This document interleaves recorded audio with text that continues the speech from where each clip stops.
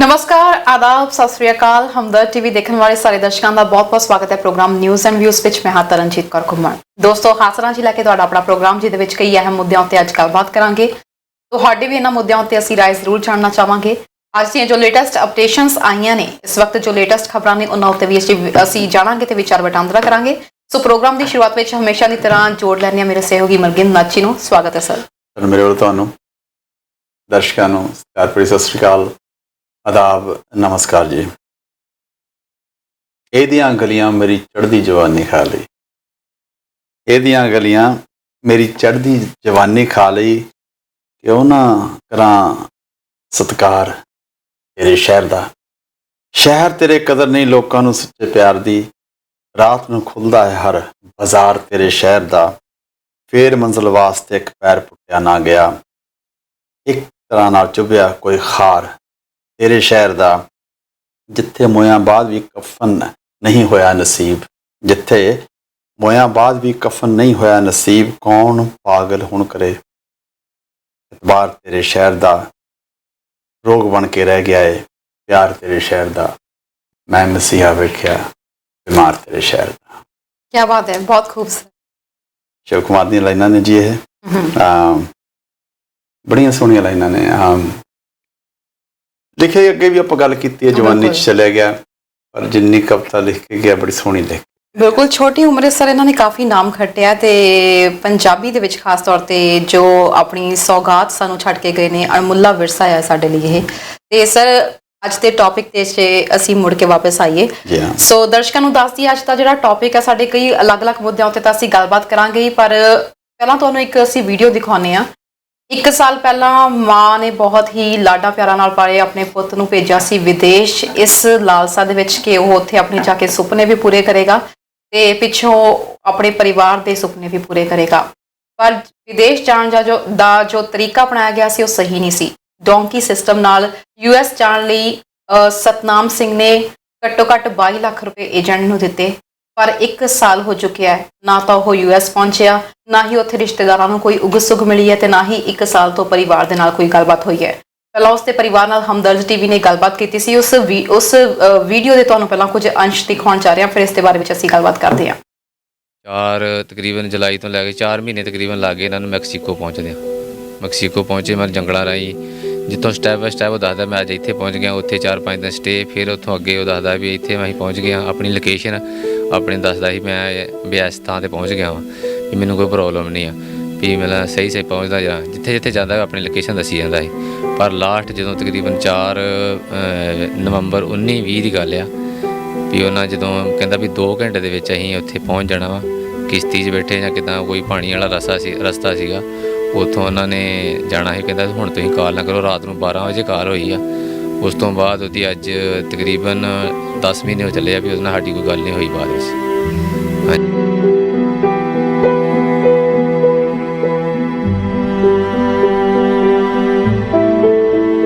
रात नूं होई 12-1 बजे नहीं, बस मैनूं इन्नी गल कही है भी मम्मी असीं चले हुण, तुसीं अरदास करो भी असीं 2 घंटिਆਂ 'ਚ पहुँच जाना वा।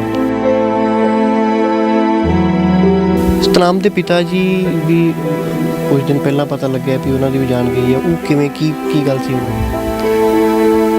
उन्होंने पिता ही तक तुहानूं पता जो एक बच्चा चले जाता, मतलब तकरीबन 1.5 साल हो गया, वो टेंशन तकरीबन वो मन के बहुत ज़्यादा सी। सानूं दसदे नहीं वैसे, पर टेंशन तो अंदरों अंदर ही रखता सीगा।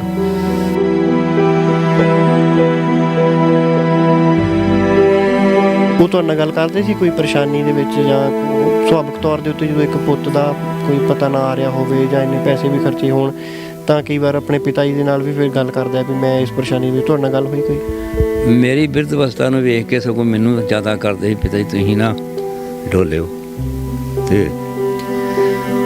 ਪਰ ਉਹ ਵਿੱਚ ਆਪ ਡੋਲਦਾ ਹੈ, ਵਿੱਚ ਡੋਲਦਾ ਹੈ, ਸਾਨੂੰ ਪਤਾ ਨਹੀਂ ਲੱਗਣ ਦਿੰਦਾ।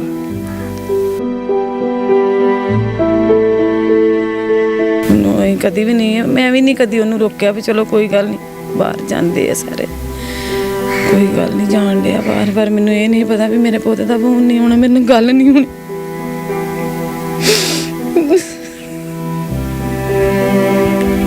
बच्चे ने भैन जी तुहाडे? 2 ही बच्चे हैं, मेरी एक कुड़ी है, के बड़ा सीगा मेरा पुत। ਨਹੀਂ ਹੋਈ।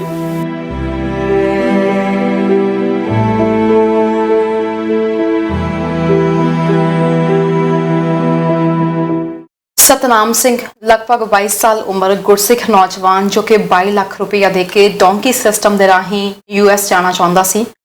ਲਗਭਗ 10 ਮਹੀਨੇ ਪਹਿਲਾਂ ਜਿਵੇਂ ਕਿ ਪਰਿਵਾਰ ਨੇ ਦੱਸਿਆ 4 ਨਵੰਬਰ 2019 ਨੂੰ ਆਖਰੀ ਵਾਰ ਗੱਲਬਾਤ ਹੋਈ ਕਿ 2 ਘੰਟੇ ਦੇ ਵਿੱਚ ਸ਼ਾਇਦ ਉਹ US ਬਾਰਡਰ ਕ੍ਰਾਸ ਕਰ ਜਾਣਗੇ ਤੇ ਪਰਮਾਤਮਾ ਅੱਗੇ ਅਰਦਾਸ ਕਰੋ ਕਿ ਠੀਕ ਠਾਕ ਉਹ ਪਹੁੰਚ ਜਾਣ। ਆਖਰੀ ਵਾਰ ਰਾਤ ਨੂੰ 12 ਵਜੇ ਇਹ ਗੱਲਬਾਤ ਹੋਈ ਲਗਭਗ 10 ਮਹੀਨੇ ਪਹਿਲਾਂ ਤੇ ਉਸ ਤੋਂ ਬਾਅਦ ਹੁਣ 10 ਮਹੀਨੇ ਹੋ ਚੁੱਕੇ ਨੇ। ਪਰਿਵਾਰ ਨਾਲ ਕੋਈ ਸੰਪਰਕ ਨਹੀਂ ਹੋਇਆ। ਇਸੇ ਦੁੱਖ ਦੇ ਵਿੱਚ ਪਿਤਾ ਦੀ ਮੌਤ ਹੋ ਗਈ। ਪਿੱਛੇ ਇੱਕ ਮਾਂ ਤੇ ਨਾਲ ਇੱਕ ਭੈਣ ਬਚੀ ਹੈ। ਭੈਣ ਜੋ ਕਿ ਇਸ ਤੋਂ ਛੋਟੀ ਉਮਰ ਦੀ ਸੀ। ਸਰ 22 ਲੱਖ ਰੁਪਇਆ ਲਗਾ ਕੇ ਤੁਸੀਂ ਮੌਤ ਖਰੀਦ ਰਹੇ ਹੋ। ਡੋਂਕੀ ਸਿਸਟਮ ਇਹ ਕੋਈ ਪਹਿਲੀ ਵਾਰ ਨਹੀਂ ਹੈ ਕਿ ਵਿਦੇਸ਼ਾਂ ਵਿੱਚ ਜਾਣ ਦੇ ਚਾਹਵਾਨ ਰਾਸਤੇ ਵਿੱਚ ਹੀ ਕਿਤੇ ਰੁਲ ਗਏ। ਇਹ ਤਰਨ ਇੱਕ ਸਟੋਰੀ ਨਹੀਂ ਹੈ, ਅਜਿਹੀਆਂ ਹਜ਼ਾਰਾਂ ਸਟੋਰੀਆਂ ਨੇ। ਪਹਿਲਾਂ ਤਾਂ ਇਹ ਕਾਰਨ ਜਾਣਨਾ ਪਏਗਾ ਆਪਾਂ ਨੂੰ ਕਿ ਲੋਕ 22 ਲੱਖ ਰੁਪਇਆ ਲਾ ਕੇ ਤਕਰੀਬਨ ਹੋਰ ਵੱਧ ਜਾਂ ਘੱਟ ਲਾ ਕੇ ਪੰਜਾਬ ਨੂੰ ਛੱਡਣਾ ਕਿਉਂ ਚਾਹੁੰਦੇ ਆ। ਸਰ 22 ਲੱਖ ਤਾਂ ਇਹ ਹਜੇ ਬਹੁਤ ਸਸਤੇ ਵਿੱਚ ਨਿਬਟ ਰਿਹਾ। ਅਦਰਵਾਈਜ਼ ਜੇ ਇੱਕ ਪੂਰਾ ਸਿਨੈਰੀਓ ਆਪਾਂ ਦੇਖੀਏ ਨਾ US ਡਾਲਰਸ ਦੀ ਗੱਲ ਕਰੀਏ 20,000 ਤੋਂ ਲੈ ਕੇ 75,000 ਡਾਲਰ ਤੱਕ ਦੀ ਇਹ ਪੂਰੀ ਮਾਰਕੀਟ ਹੈ ਡੋਂਕੀ ਸਿਸਟਮ ਦੀ। ਜੀ ਡੋਂਕੀ ਸਿਸਟਮ ਆਪਾਂ ਥੋੜਾ ਜਿਹਾ ਦੱਸ ਦਿੰਦੇ, ਤੁਸੀਂ ਮੈਨੂੰ ਐਕਸਪਲੇਨ ਕੀਤਾ ਸੀਗਾ। ਜਿਹੜਾ ਜੀ ਇੰਡੀਅਨਸ ਸਪੈਸ਼ਲੀ ਇੰਡੀਅਨਸ ਹੋਈ ਜਿਹੜੇ ਇਲੀਗਲ ਢੰਗ ਦੇ ਨਾਲ ਇੰਡੀਆ ਤੋਂ ਸ਼ੁਰੂ ਹੋ ਕੇ US ਦੇ ਵਿੱਚ ਆਉਣਾ ਚਾਹੁੰਦੇ ਨੇ ਉਸ ਨੂੰ ਡੋਂਕੀ ਸਿਸਟਮ ਕਹਿੰਦੇ ਨੇ ਜੀ। ਡੋਂਕੀ ਸਿਸਟਮ ਦੇ ਵਿੱਚ ਇੱਕ ਕੰਟਰੀ ਹੈ ਜੀ ਇਕਵਾਡੋਰ ਹੈ ਜਿਹੜਾ ਕਿ ਸਾਊਥ ਅਮਰੀਕਾ ਦੇ ਵਿੱਚ ਹੈ ਜੀ। ਉਸ ਕੰਟਰੀ ਦਾ ਇੰਡੀਆ ਤੋਂ ਵੀਜ਼ਾ ਨਹੀਂ ਲੈਣਾ ਪੈਂਦਾ। ਕੱਲਾ ਇੰਡੀਆ ਨਹੀਂ 182 ਕੰਟਰੀਜ਼ ਆ ਜਿਹੜੇ ਉੱਥੋਂ ਤੁਸੀਂ ਸਿੱਧੇ ਉਸ ਕੰਟਰੀ 'ਚ ਆ ਕੇ ਲੈਂਡ ਕਰ ਸਕਦੇ।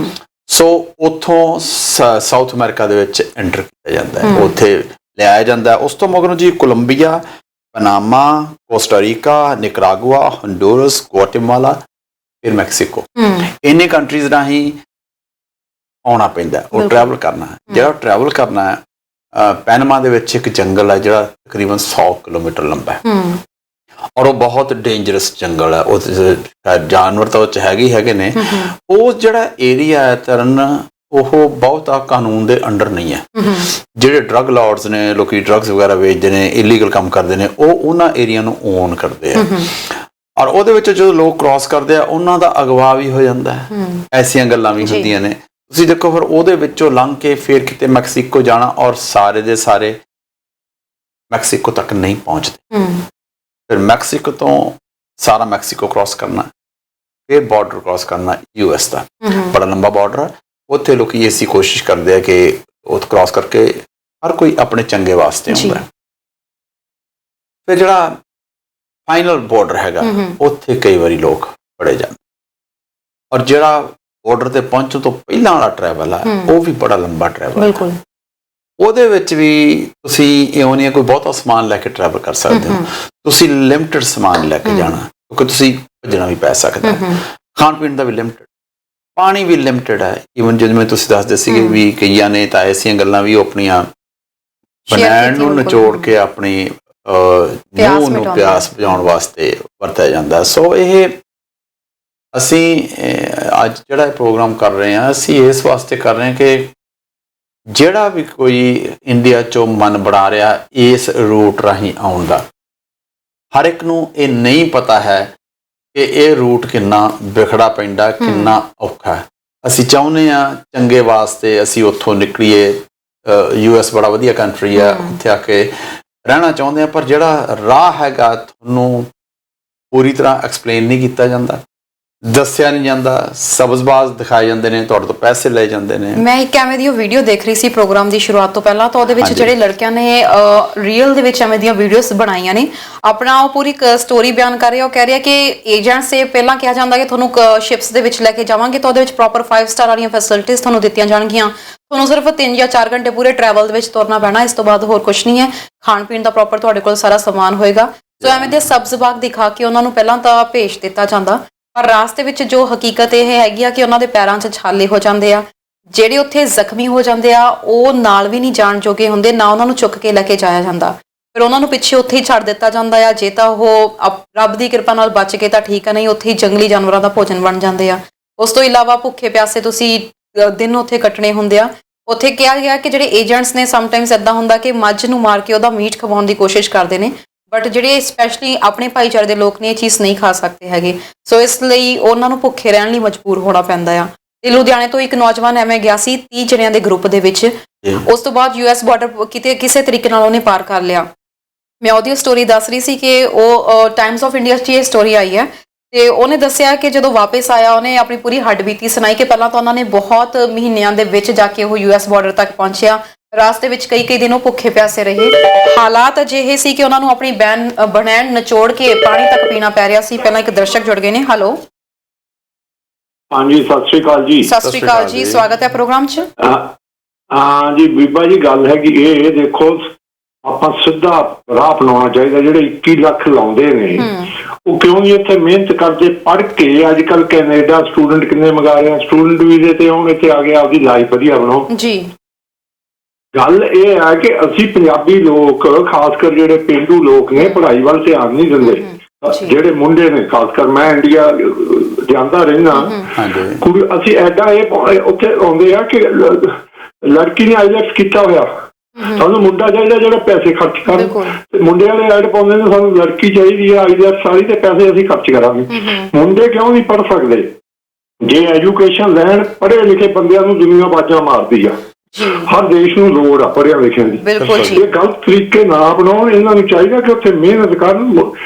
ਪੜ੍ਹਦੇ ਤਾਂ ਹੈ ਨਹੀਂ ਬੱਚੇ ਉੱਥੇ ਇੰਡੀਆ 'ਚ। ਮੈਂ ਦੇਖਿਆ ਇੰਗਲਿਸ਼ ਸਕੂਲ ਬਣਾ ਲਏ। ਮੈਂ ਪਿੰਡ ਜਾਣਾ ਸਾਡੇ, ਮੈਂ ਉਹਨਾਂ ਨੂੰ ਇੰਗਲਿਸ਼ ਗੱਲ ਕਰਦਾ, ਤੁਸੀਂ ਪੜ੍ਹਦੇ ਇੰਗਲਿਸ਼ ਉਹਨਾਂ ਨੂੰ ਆਉਂਦਾ ਹੀ ਕੁਛ ਨਹੀਂ। ਇਹ ਮਿਹਨਤ ਕਰਨ ਦੀ ਲੋੜ ਆ। ਮਿਹਨਤ ਕਰਨ ਫੇਰ ਆਉਣ, ਇਹ ਰਾਸਤਿਆਂ ਨੂੰ ਛੱਡਣ। ਬਿਲਕੁਲ ਸਰ, ਇਹਦੇ ਵਿੱਚ ਸਰ ਅਸੀਂ ਇਹਦੇ ਵਿੱਚ ਇੱਕ ਪੱਖ ਹੋਰ ਰੱਖਾਂਗੇ। ਮੈਂ ਚਾਹਾਂਗੀ ਤੁਸੀਂ ਪ੍ਰੋਗਰਾਮ 'ਚ ਦੁਬਾਰਾ ਕਾਲ ਕਰਕੇ ਇਸ ਚੀਜ਼ ਦੇ ਬਾਰੇ ਵੀ ਜ਼ਰੂਰ ਸਾਨੂੰ ਦੱਸਿਓ ਕਿ ਇਹਦੇ ਵਿੱਚ ਜਿਹੜੇ ਰਿਸ਼ਤੇਦਾਰ ਨੇ ਉਹਨਾਂ ਦਾ ਕਿੰਨਾ ਕੰਟਰੀਬਿਊਸ਼ਨ ਆ। ਪਹਿਲਾਂ ਤੁਸੀਂ ਇੱਕ ਪੂਰੀ ਗੱਲ ਸੁਣਿਓ, ਮੈਂ ਚਾਹਾਂਗੀ ਤੁਸੀਂ ਦੁਬਾਰਾ ਕਾਲ ਕਰਕੇ ਇਹਦੇ ਬਾਰੇ ਵੀ ਸਾਨੂੰ ਜ਼ਰੂਰ ਦੱਸਿਓ। ਸ਼ੁਕਰੀਆ ਕਾਲ ਕਰਨ ਲਈ। ਬੀਬਾ ਜੀ ਦੇਖੋ, ਰਿਸ਼ਤੇਦਾਰਾਂ ਦੀ ਕੰਟਰੀਬਿਊਸ਼ਨ ਨਹੀਂ, ਸਾਨੂੰ ਆਪਣੇ ਦਮ ਤੇ ਆਉਣਾ ਚਾਹੀਦਾ। ਮੈਂ ਤੇ 5 ਸਿਸਟਮ ਚ ਆਏ 26 ਸਾਲ ਪਹਿਲਾਂ। ਜੀ ਬਿਲਕੁਲ। ਜੇ ਉਹਦੇ ਚ ਮੇਰੀ ਮਿਹਨਤ ਸੀ, ਮੇਰੇ ਮਾਪੇ ਨੇ ਬੜੇ ਔਖੇ ਹੋ ਕੇ ਮੈਨੂੰ ਪੜਾਇਆ ਸੀ।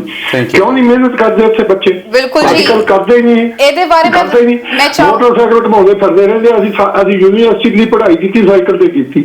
ਜੀ ਥੈਂਕ ਯੂ ਜੀ, ਬਹੁਤ ਬਹੁਤ ਸ਼ੁਕਰੀਆ ਜੀ। ਤੁਸੀਂ ਜੀ ਸ਼ੁਕਰੀਆ ਆਪਣੇ ਵਿਚਾਰ ਸਾਂਝੇ ਕੀਤੇ। ਇੱਕ ਦਰਸ਼ਕ ਸਾਡੇ ਨਾਲ ਹੋਰ ਜੁੜ ਗਏ ਨੇ। ਸਰ ਮੈਂ ਗੱਲ ਕਰ ਰਹੀ ਸੀ ਉਸ ਲੁਧਿਆਣੇ ਦੇ ਮੁੰਡੇ ਦੀ ਜਿਹਨੇ ਆਪਣੀ ਗੱਲ ਕੀਤੀ। ਜਿਵੇਂ ਇਹਨਾਂ ਨੇ ਕਿਹਾ ਕਿ ਉੱਥੇ ਪੜ੍ਹ ਲਿਖ ਕੇ ਜੌਬ ਕਿਉਂ ਨਹੀਂ ਕਰਦੇ, ਉਹਦਾ ਇਹੀ ਕਹਿਣਾ ਸੀ, ਕਹਿੰਦੇ ਕਿ ਮੈਂ ਬਹੁਤ ਸਾਰੇ ਉੱਥੇ ਟੈਸਟ ਕਲੀਅਰ ਕਰਨ ਦੀ ਕੋਸ਼ਿਸ਼ ਕੀਤੀ ਕਿ ਗਵਰਨਮੈਂਟ ਜੌਬ ਮਿਲ ਜੇ, ਪਰ ਕਿਸੇ ਵੀ ਟੈਸਟ ਵਿੱਚ ਕੋਟਾ ਸਿਸਟਮ ਕਰਕੇ ਉਹਦੀ ਵਾਰੀ ਨਹੀਂ ਆ ਪਾ ਰਹੀ ਸੀ। ਟੈਸਟ ਹਾਲਾਂਕਿ ਕਲੀਅਰ ਕਰਨ ਦੀ ਬਹੁਤ ਹੱਦ ਤੱਕ ਪਹੁੰਚ ਜਾਂਦਾ ਸੀ, ਪਰ ਕੋਟਾ ਸਿਸਟਮ ਕਰਕੇ ਉਹਦੀ ਵਾਰੀ ਨਹੀਂ ਆ ਪਾ ਰਹੀ ਸੀ। ਸਰ ਇੱਕ ਹਾਂਜੀ ਸਰ, ਕਿੱਥੋਂ ਬੋਲ ਰਹੇ ਹੋ? ਜੀ ਮੈਂ ਵਿਨੀਪੈਗ ਅਮਰੀਕ ਸਿੰਘ ਬੋਲਿਆ ਜੀ, ਵਿਨੀਪੈਗ ਤੋਂ। ਬਹੁਤ ਬਹੁਤ ਸਵਾਗਤ ਹੈ ਜੀ ਪ੍ਰੋਗਰਾਮ। ਚਾਹੁੰਦੇ ਹੋ? ਪਹਿਲਾਂ ਤਾਂ ਨਰਿੰਦਰ ਸਿੰਘ ਜੀ ਨੱਟ ਸਾਹਿਬ ਨੂੰ ਮੇਰੀ ਬਹੁਤ ਬਹੁਤ ਸਤਿ ਸ੍ਰੀ ਅਕਾਲ, ਤੇ ਤੁਹਾਨੂੰ ਵੀ ਸ਼ੁਕਰੀਆ ਜੀ। ਸਤਿ ਸ੍ਰੀ ਅਕਾਲ। ਮੈਂ ਪਹਿਲਾਂ ਵੀ ਕੋਸ਼ਿਸ਼ ਕੀਤੀ, ਅੱਜ ਲਾਈਵ ਪਹਿਲੀ ਵਾਰ ਹੋਈ ਤੁਹਾਡੇ ਨਾਲ। ਵੈਲਕਮ ਜੀ। ਤੁਸੀਂ ਪਹਿਲੀ ਵਾਰੀ ਹੈ ਜੀ, ਇਹ ਅਖੀਰਲੀ ਵਾਰੀ ਨਹੀਂ ਹੈ ਤੁਹਾਡੀ। Okay okay. ਕੀ ਕਹਿਣਾ ਚਾਹੁੰਦੇ ਹੋ ਜੀ? ਮੈਂ ਕਹਿੰਦਾ ਜੀ ਇਹ ਸ਼ਾਰਟਕਟ ਨਹੀਂ ਅਪਣਾਉਣਾ ਚਾਹੀਦਾ ਆਪਣੇ ਬੰਦਿਆਂ ਨੂੰ, ਕਿਸੇ ਨੂੰ ਵੀ। ਹਾਂਜੀ ਜੀ। ਆਪਣੀ ਲਾਈਫ ਆ ਨਾ, ਉਹ ਬਹੁਤ ਜ਼ਿਆਦਾ ਕੀਮਤੀ ਹੈ। ਇਹ ਸ਼ਾਰਟਕਟ ਜਿਹੜਾ ਅਪਣਾਉਂਦੇ ਨੇ, ਬਿਲਕੁਲ ਸਿੱਧੇ ਰਸਤੇ ਆਉਣਾ ਚਾਹੀਦਾ ਬੰਦਿਆਂ ਨੂੰ। ਹਾਂਜੀ, ਤੁਹਾਨੂੰ ਕੋਈ ਕੇਸ ਪਤਾ, ਕੋਈ ਸੁਣਿਆ ਹੋਵੇ ਤੁਸੀਂ, ਕੋਈ ਹਾਲਤ ਸੁਣੀ ਹੋਵੇ? ਸੁਣਿਆ ਤਾਂ ਬਹੁਤ ਹੈ ਜੀ, ਲੇਕਿਨ ਅੱਜ ਹੁਣ ਮੈਂ ਦੇਖਿਆ, ਮੇਰੇ ਤਾਂ ਰੂਹ ਖੜੇ ਹੋ ਗਏ ਜੀ ਤੁਹਾਡੀ ਗੱਲਾਂ ਸੁਣ ਕੇ, ਵੀ ਲੋਕੀ ਇੰਨਾ ਡੇਂਜਰਸ ਤਰੀਕੇ ਨਾਲ ਪਾਉਂਦੇ ਨੇ ਜੀ। ਬਿਲਕੁਲ ਜੀ, ਬਹੁਤ ਬਹੁਤ ਸ਼ੁਕਰੀਆ ਜੀ। ਇਹਨਾਂ ਦਾ ਆਪਾਂ ਹਾਂਜੀ ਚਲੋ ਠੀਕ ਹੈ ਜੀ, ਬਸ ਇੰਨੀ ਗੱਲ ਕਰਨੀ ਸੀ। ਸ਼ੁਕਰੀਆ ਜੀ, ਬਹੁਤ ਬਹੁਤ ਮਿਹਰਬਾਨੀ ਜੀ। ਤਕਰੀਬਨ 10 ਲੱਖ ਤੋਂ ਉੱਪਰ ਜਿਹੜਾ ਇਲੀਗਲ US ਦੇ ਵਿੱਚ ਹੈਗੇ ਨੇ, ਜਿੱਥੋਂ ਬਹੁਤ ਵੱਡਾ ਹਿੱਸਾ ਜਿਹੜਾ ਇੰਡੀਆ ਦੇ ਲੋਕਾਂ ਦਾ ਹੈਗਾ ਜੀ। ਬਿਲਕੁਲ। ਔਰ ਜਿਹੜੇ ਬਾਰਡਰਸ ਦੇ ਉੱਤੇ ਜਿਹੜੇ ਫੜੇ ਜਾਂਦੇ ਨੇ, ਉਹਦੀ ਗਿਣਤੀ ਤੁਹਾਡੇ ਕੋਲੇ ਆਪਾਂ ਉਹ ਵੀ ਸਾਂਝੀ ਕਰ ਸਕਦੇ ਹਾਂ ਜੀ। ਬਿਲਕੁਲ, ਮੈਂ ਜ਼ਰਾ ਗੱਲ ਉਹ ਕੰਪਲੀਟ ਜ਼ਰੂਰ ਕਰਾਂਗੀ। ਜਦੋਂ ਸਾਡੇ ਕਾਲਰ ਨੇ ਵੀ ਕਿਹਾ ਕਿ ਪੜ੍ਹ ਲਿਖ ਕੇ ਉੱਥੇ ਨੌਕਰੀਆਂ ਕਿਉਂ ਨਹੀਂ ਕਰਦੇ, ਕਿਉਂਕਿ ਉਹਦਾ ਕਹਿਣਾ ਸੀ ਕਿ ਨੌਕਰੀਆਂ ਮਿਲਦੀਆਂ ਨਹੀਂ ਹੈ। ਟੈਸਟ ਕਲੀਅਰ ਕਰਨ ਦੀ ਕੋਸ਼ਿਸ਼ ਕੀਤੀ, ਟੈਸਟ ਕਲੀਅਰ ਨਹੀਂ ਹੋਏ। ਜਿਸ ਤੋਂ ਬਾਅਦ ਜਦੋਂ ਉਹਨੇ ਆਪਣੇ ਦੋਸਤਾਂ ਨਾਲ ਰਾਬਤਾ ਕਾਇਮ ਕੀਤਾ ਜਿਹੜੇ US ਅਮਰੀਕਾ ਦੇ ਵਿੱਚ ਰਹਿੰਦੇ ਸੀ, ਉਹ ਕਹਿੰਦੇ ਘੱਟ ਪੜ੍ਹੇ ਲਿਖੇ ਹੋਣ ਦੇ ਬਾਵਜੂਦ ਉਹ ਤੋਂ ਵੱਧ ਪੈਸਾ ਕਮਾ ਰਹੀ ਸੀ। ਇਹ ਵੀ ਇੱਕ ਲਾਲਸਾ ਆ ਕਿ ਸਾਡੇ ਨਾਲੋਂ ਘੱਟ ਡਿਜ਼ਰਵਿੰਗ ਪਰਸਨ ਉੱਥੇ ਪਹੁੰਚ ਵੀ ਗਿਆ ਤੇ ਸਾਡੇ ਨਾਲੋਂ ਵੱਧ ਪੈਸੇ ਵੀ ਕਮਾ ਰਿਹਾ। ਸੋ ਇਸੇ ਚੱਕਰ ਵਿੱਚ ਉਹ ਵੀ ਉੱਥੇ ਪਹੁੰਚਣ ਦੀ ਕੋਸ਼ਿਸ਼ ਕਰਦਾ, ਪਰ ਇਲੀਗਲ ਤਰੀਕੇ ਦੇ ਨਾਲ, ਗੈਰ ਕਾਨੂੰਨੀ ਤਰੀਕੇ ਦੇ ਨਾਲ। ਤੇ ਲਗਭਗ ਸਾਲ ਹੋ ਗਿਆ ਪੇਰੈਂਟਸ ਨਾਲ ਕੋਈ ਸੰਪਰਕ ਨਹੀਂ ਹੋਇਆ।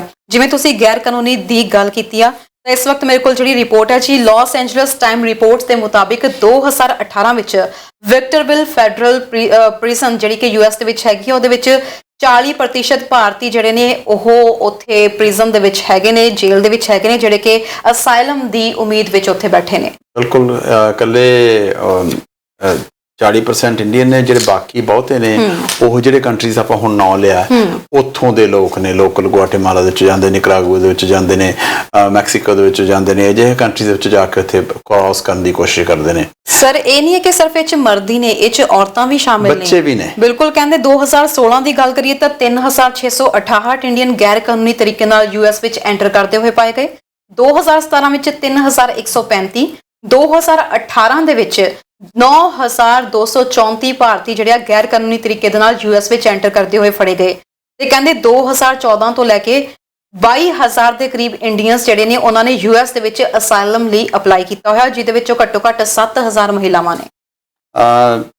ਤਰਨ ਫਿਰ ਗੱਲ ਉੱਥੇ ਆ ਜਾਂਦੀ ਹੈ ਕਿ ਅਸੀਂ ਉੱਥੋਂ ਭੱਜ ਕਿਉਂ ਰਹੇ ਹਾਂ, ਨਿਕਲਣਾ ਕਿਉਂ ਚਾਹੁੰਦੇ ਹਾਂ। ਇੱਕ ਤਾਂ ਜਿਹੜੀ ਤੁਸੀਂ ਹੁਣੀ ਐਗਜ਼ਾਮਪਲ ਦਿੱਤੀ ਹੈ ਕਿ ਉਹ ਕਹਿੰਦਾ ਸੀ ਮੈਨੂੰ ਇੱਥੇ ਕੋਟਾ ਸਿਸਟਮ ਹੈਗਾ, ਇਸ ਕਰਕੇ ਨਹੀਂ ਹੈ, ਰੈਜ਼ਰਵੇਸ਼ਨ ਕਰਕੇ ਨਹੀਂ ਆ ਸਕਦਾ। ਪਰ ਮੈਂ ਕਹਿੰਦਾ ਵੀ ਇਕੱਲੀ ਰੈਜ਼ਰਵੇਸ਼ਨ ਹੋਈ ਇਹ ਇੱਕ ਕਾਰਨ ਨਹੀਂ ਹੋ ਸਕਦਾ। ਇਸ ਤੋਂ ਬਿਨਾਂ ਹੋਰ ਦੂਸਰੀ ਤੁਸੀਂ ਵੀ ਗੱਲ ਕੀਤੀ ਵੀ ਮੇਰੇ ਤੋਂ ਘੱਟ ਪੜ੍ਹੇ ਲਿਖੇ ਤੋਂ ਜ਼ਿਆਦਾ ਕਮਾ ਰਹੇ ਤੇ ਮੈਂ ਉੱਥੇ ਜਾਣਾ ਚਾਹੁੰਦਾ। ਜਦ ਤੱਕ ਸਾਨੂੰ ਆਪਣੀ ਸਲਾਹ ਹੀ ਆ, ਅਸੀਂ ਇਸ ਕਰਕੇ ਨਹੀਂ ਕਹਿੰਦੇ ਕਿ ਅਸੀਂ ਇਸ ਕੰਟਰੀ 'ਚ ਰਹਿੰਦੇ ਹਾਂ, ਅਸੀਂ ਆਲਰੇਡੀ ਆ ਗਏ ਤੇ ਕੋਈ ਹੋਰ ਨਾ ਆਵੇ। ਪਰ ਪਹਿਲਾਂ ਕਾਲ ਲੈ ਲੈਂਦੇ ਆਪਾਂ। ਹਾਂਜੀ, ਹੈਲੋ ਸਤਿ ਸ਼੍ਰੀ ਅਕਾਲ ਤਰਨ ਜੀ। ਸਤਿ ਸ਼੍ਰੀ ਅਕਾਲ ਜੀ। ਸਤਿ ਸ਼੍ਰੀ ਅਕਾਲ ਜੀ, ਕੀ ਹਾਲ ਚਾਲ ਸਰ? ਬਹੁਤ ਹੀ ਪ੍ਰੋਗਰਾਮ ਦੇ ਸ਼ੁਰੂ 'ਚ ਪਹਿਲਾਂ ਤੁਹਾਨੂੰ ਬਟਾਲਵੀ ਸਾਹਿਬ ਦੀ ਗਜ਼ਲ ਸੁਣਾਤੀ ਤੇ ਉਸ ਤੋਂ ਬਾਅਦ ਇੰਨੀ ਭਾਵੁਕ ਵੀਡੀਓ ਦਿਖਾਤੀ ਤੇ ਮਤਲਬ ਐ ਲਗਾ ਲਓ ਵੀ ਅੱਜ ਇਹ ਲੱਗ ਰਿਹਾ ਵੀ ਸਾਡੇ ਜਿਹੜੇ ਬੱਚੇ ਨੇ ਉੱਥੋਂ ਉਰੇ ਆਉਣਾ ਚਾਹੁੰਦੇ ਨੇ ਜਾਂ ਸਾਡੇ ਜਿਹੜੇ ਯੰਗਸਟਰ ਨੇ ਜਿਹੜੇ ਉੱਥੋਂ ਆਉਣਾ ਚਾਹੁੰਦੇ ਆ ਨੱਥ ਸਾਹਿਬ ਵੀ ਉਹ ਪਤਾ ਨਹੀਂ ਕਿਹੜੇ ਕਿਹੜੇ ਤਰੀਕੇ ਕਰਕੇ ਆਪਣੇ ਘਰ-ਬਾਰ ਵੇਚ ਕੇ, ਆਪਣੀਆਂ ਜ਼ਮੀਨਾਂ ਵੇਚ ਕੇ 22 ਲੱਖ ਰੁਪਇਆ ਤੁਸੀਂ ਕਹਿ ਰਹੇ ਹੋ, ਦੇਖ ਲਓ ਜੀ। ਤੇ 1 ਸਾਲ ਹੋ ਗਏ ਗੱਲ ਨਹੀਂ ਹੋਈ। ਤੇ ਮੈਂ ਡਾਕਟਰ ਸਾਹਿਬ ਇੱਕ ਤੁਹਾਨੂੰ ਹੋਰ ਗੱਲ ਦੱਸਣਾ ਚਾਹੁੰਦਾ। ਮੈਂ ਹੁਣ ਜਿਵੇਂ ਸਰੀ 'ਚ ਰਹਿੰਦਾ, ਮੇਰੇ ਨਾਲ ਹੀ ਬਿਲਕੁਲ ਉਰੇ ਸ਼ਹਿਰ ਹੈ ਐਬਸਫੋਰਡ ਹੈਗਾ ਜੀ। ਹਾਂਜੀ, ਐਬਸਫੋਰਡ ਦੇ ਨਾਲ ਜੀ ਮੈਂ ਕਈ ਵਾਰੀ ਗਿਆ ਤਾਂ ਇੱਕ ਸੜਕ ਜਾਂਦੀ ਹੈ ਜੀ, ਬਿਲਕੁਲ ਉਹਨੂੰ ਨਾਮ ਮੈਂ ਭੁੱਲ ਗਿਆ, ਉਹਨੂੰ ਕੀ ਕਹਿੰਦੇ ਨੇ, ਮੈਂ ਦੇਖੀ ਹੋਈ ਹੈ ਜੀ ਉਹ। ਹਾਂਜੀ, ਉਹਨੂੰ ਪੀਸ ਰੋਡ ਕਹਿੰਦੇ, ਪਤਾ ਨਹੀਂ ਕੀ ਕਹਿੰਦੇ ਨੇ। ਤੇ ਉਹਦੇ 'ਚ ਮੈਨੂੰ ਜੀ ਮੇਰੇ ਇੱਕ ਫਰੈਂਡ ਨੇ ਦਿਖਾਇਆ ਜੀ, ਦੇਖੋ ਜੀ ਜਿਹੜਾ ਇਹ ਇੱਕ ਘਰ ਦੇ ਉੱਪਰ ਨਾ ਜੀ 2 ਝੰਡੇ ਲੱਗੇ ਹੋਏ, ਇੱਕ USA ਦਾ ਤੇ ਇੱਕ ਲੱਗਿਆ ਕੈਨੇਡਾ ਦਾ। ਜੀ ਹਾਂ। ਤੇ ਮੈਨੇ ਕਿਹਾ ਵੀ ਆਹ ਕੀ ਹੈ? ਕਹਿੰਦਾ ਜੀ ਇਹਨਾਂ ਅੱਧਾ ਘਰ ਕੈਨੇਡਾ 'ਚ, ਅੱਧਾ ਘਰ USA 'ਚ। ਜੀ ਹਾਂ, ਵੀ ਬਾਰਡਰ ਤੇ ਹੈ ਬਿਲਕੁਲ। ਹਾਂਜੀ। ਤੇ ਮੈਂ ਕਿਹਾ ਯਾਰ ਮੈਂ ਇੱਕ ਮਿੰਟ ਖੜ ਕੇ ਦੇਖਣਾ ਚਾਹੁੰਦਾ। ਉਹਨਾਂ ਨੇ ਚਲੋ ਜੀ ਗੱਡੀ ਸਾਈਡ ਤੇ ਲਗਾ ਕੇ ਜੀ ਮੈਨੂੰ ਦਿਖਾਇਆ ਤੇ ਮੈਂ ਦੇਖਿਆ। ਮੈਂ ਕਿਹਾ ਯਾਰ ਇਹ ਘਰ ਦਾ ਸਿਸਟਮ ਕੀ ਹੈ? ਕਹਿੰਦਾ ਜੀ ਇਹ ਕਈ ਵਾਰੀ ਇਹ ਘਰ ਲੋਕਾਂ ਨੂੰ ਉਰਟ ਪਾਉਣ ਦਾ ਵੀ ਕੰਮ ਕਰਦਾ ਹੈ। ਜੀ ਹਾਂ। ਵੀ ਇਸ ਘਰ ਦੇ ਵਿੱਚ ਲੋਕ 15-15, 20-20 ਦਿਨ ਰਹਿੰਦੇ ਨੇ, ਉਹਨਾਂ ਤੋਂ 20-20, 25-25 ਲੱਖ ਰੁਪਈਆ ਲਿੱਤਾ ਜਾਂਦਾ ਹੈ ਤੇ ਉਸ ਤੋਂ ਬਾਅਦ ਰਾਤੇ ਬਰਾਤੇ ਉੱਥੋਂ ਉਹਨਾਂ ਨੂੰ ਟਪਾਇਆ ਜਾਂਦਾ। ਜੀ ਹਾਂ।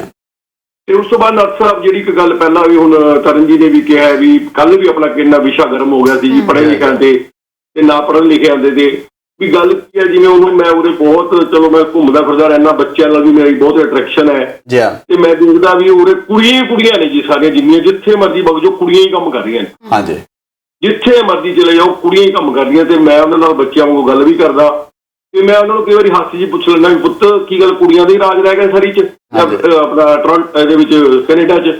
ਉਹ ਕਹਿੰਦੇ ਅੰਕਲ ਮੁੰਡਿਆਂ ਦੇ ਨੰਬਰ ਹੀ ਨਹੀਂ ਆਉਂਦੇ, ਮੁੰਡਿਆਂ ਦੇ ਬੈਂਡ ਹੀ ਨਹੀਂ ਆਉਂਦੇ। ਠੀਕ ਹੈ ਜੀ। ਤੇ ਨੱਥ ਸਾਹਿਬ ਵੀ ਮਤਲਬ ਮੈਂ ਦੱਸ ਨਹੀਂ ਸਕਦਾ ਵੀ ਮੇਰੀ ਬੱਚਿਆਂ ਨਾਲ ਬਹੁਤ ਗੱਲਬਾਤ ਵੀ ਹੁੰਦੀ ਹੈ। ਮੈਂ ਜਿੰਨੀ ਮੈਕਸੀਮਮ ਉਹਨਾਂ ਦੀ ਹੈਲਪ ਵੀ ਕਰਨ ਦੀ ਕੋਸ਼ਿਸ਼ ਕਰਦਾ, ਉਹਨਾਂ ਨੂੰ ਕੰਮ ਦਿਵਾਉਣ 'ਚ ਵੀ, ਕਿਉਂਕਿ ਮੈਨੂੰ ਤਾਂ ਤੇ ਮੈਕਸੀਮਮ ਹੋਰ ਵੀ ਕੁਝ ਕਰਨ ਦੀ। ਬਾਕੀ ਜਦੋਂ ਉਹ ਬੱਸ 'ਚ ਟਰੈਵਲ ਕਰੀਦਾ ਤਾਂ ਦੇਖੀ ਜਾ ਜੀ 18, 19 ਸਾਲ ਦੀਆਂ ਕੁੜੀਆਂ ਨੇ, ਸਭ ਦੇ ਚੂੜੇ ਪਾਏ ਹੋਏ ਨੇ। ਬਿਲਕੁਲ, ਹਾਂਜੀ। ਇਹ ਪਤਾ ਲੱਗਦਾ ਵੀ ਯਾਰ 19 ਸਾਲ ਦੀ ਕੁੜੀ ਨੇ ਚੂੜਾ ਕਿਵੇਂ ਪਾ ਰੱਖਿਆ ਤੇ ਬਾਅਦ 'ਚ ਪਤਾ ਲੱਗਦਾ ਵੀ ਉਹ ਸਾਰਾ ਸਿਸਟਮ ਉਹੀ ਚੱਲ ਰਿਹਾ ਹੈ ਵੀ ਕਿਵੇਂ ਲੈ ਕੇ ਆਣਾ ਉਹਨੇ ਆਪਣੇ ਸਪਾਊਸ ਨੂੰ, ਕੀ ਕਰਨਾ ਹੈ। ਕੱਲ ਜਿਵੇਂ ਤਰਨ ਜੀ ਨੇ ਦੱਸਿਆ ਸੀ ਵੀ ਆਸਟ੍ਰੇਲੀਆ 'ਚ ਬੈਨ ਕਰਤੇ, ਸਪਾਊਸ ਨੂੰ ਵੀ ਬੈਨ ਕੀਤੇ ਨੇ। ਹਾਂਜੀ ਹਾਂਜੀ। ਤੇ ਸਾਡੀ ਤਾਂ ਕੈਨੇਡਾ ਸਰਕਾਰ ਨੂੰ ਵੀ ਤੁਹਾਡੇ ਥਰੂ ਇਹ ਬੇਨਤੀ ਹੈ ਵੀ ਸਪਾਊਸ ਇੱਕ ਵਪਾਰ ਬਣ ਗਿਆ ਜੀ, ਇਹ ਬਹੁਤ ਬੜਾ ਵਪਾਰ ਬਣ ਗਿਆ, ਜਿਹਦੇ ਮੁੰਡੇ ਵਾਲੇ ਨੂੰ 35-40 ਲੱਖ ਰੁਪਇਆ ਖਰਚਣਾ ਪੈਂਦਾ ਤੇ ਉਸ ਤੋਂ ਬਾਅਦ ਉਰੇ ਆ ਕੇ ਉਹਨਾਂ ਦਾ ਕੋਈ ਤੋੜ ਵਿਛੋੜਾ ਹੋ ਜੇ, ਕੁਝ ਹੋ ਜੇ, ਉਹ ਲੱਗ ਗੱਲਾਂ ਨੇ।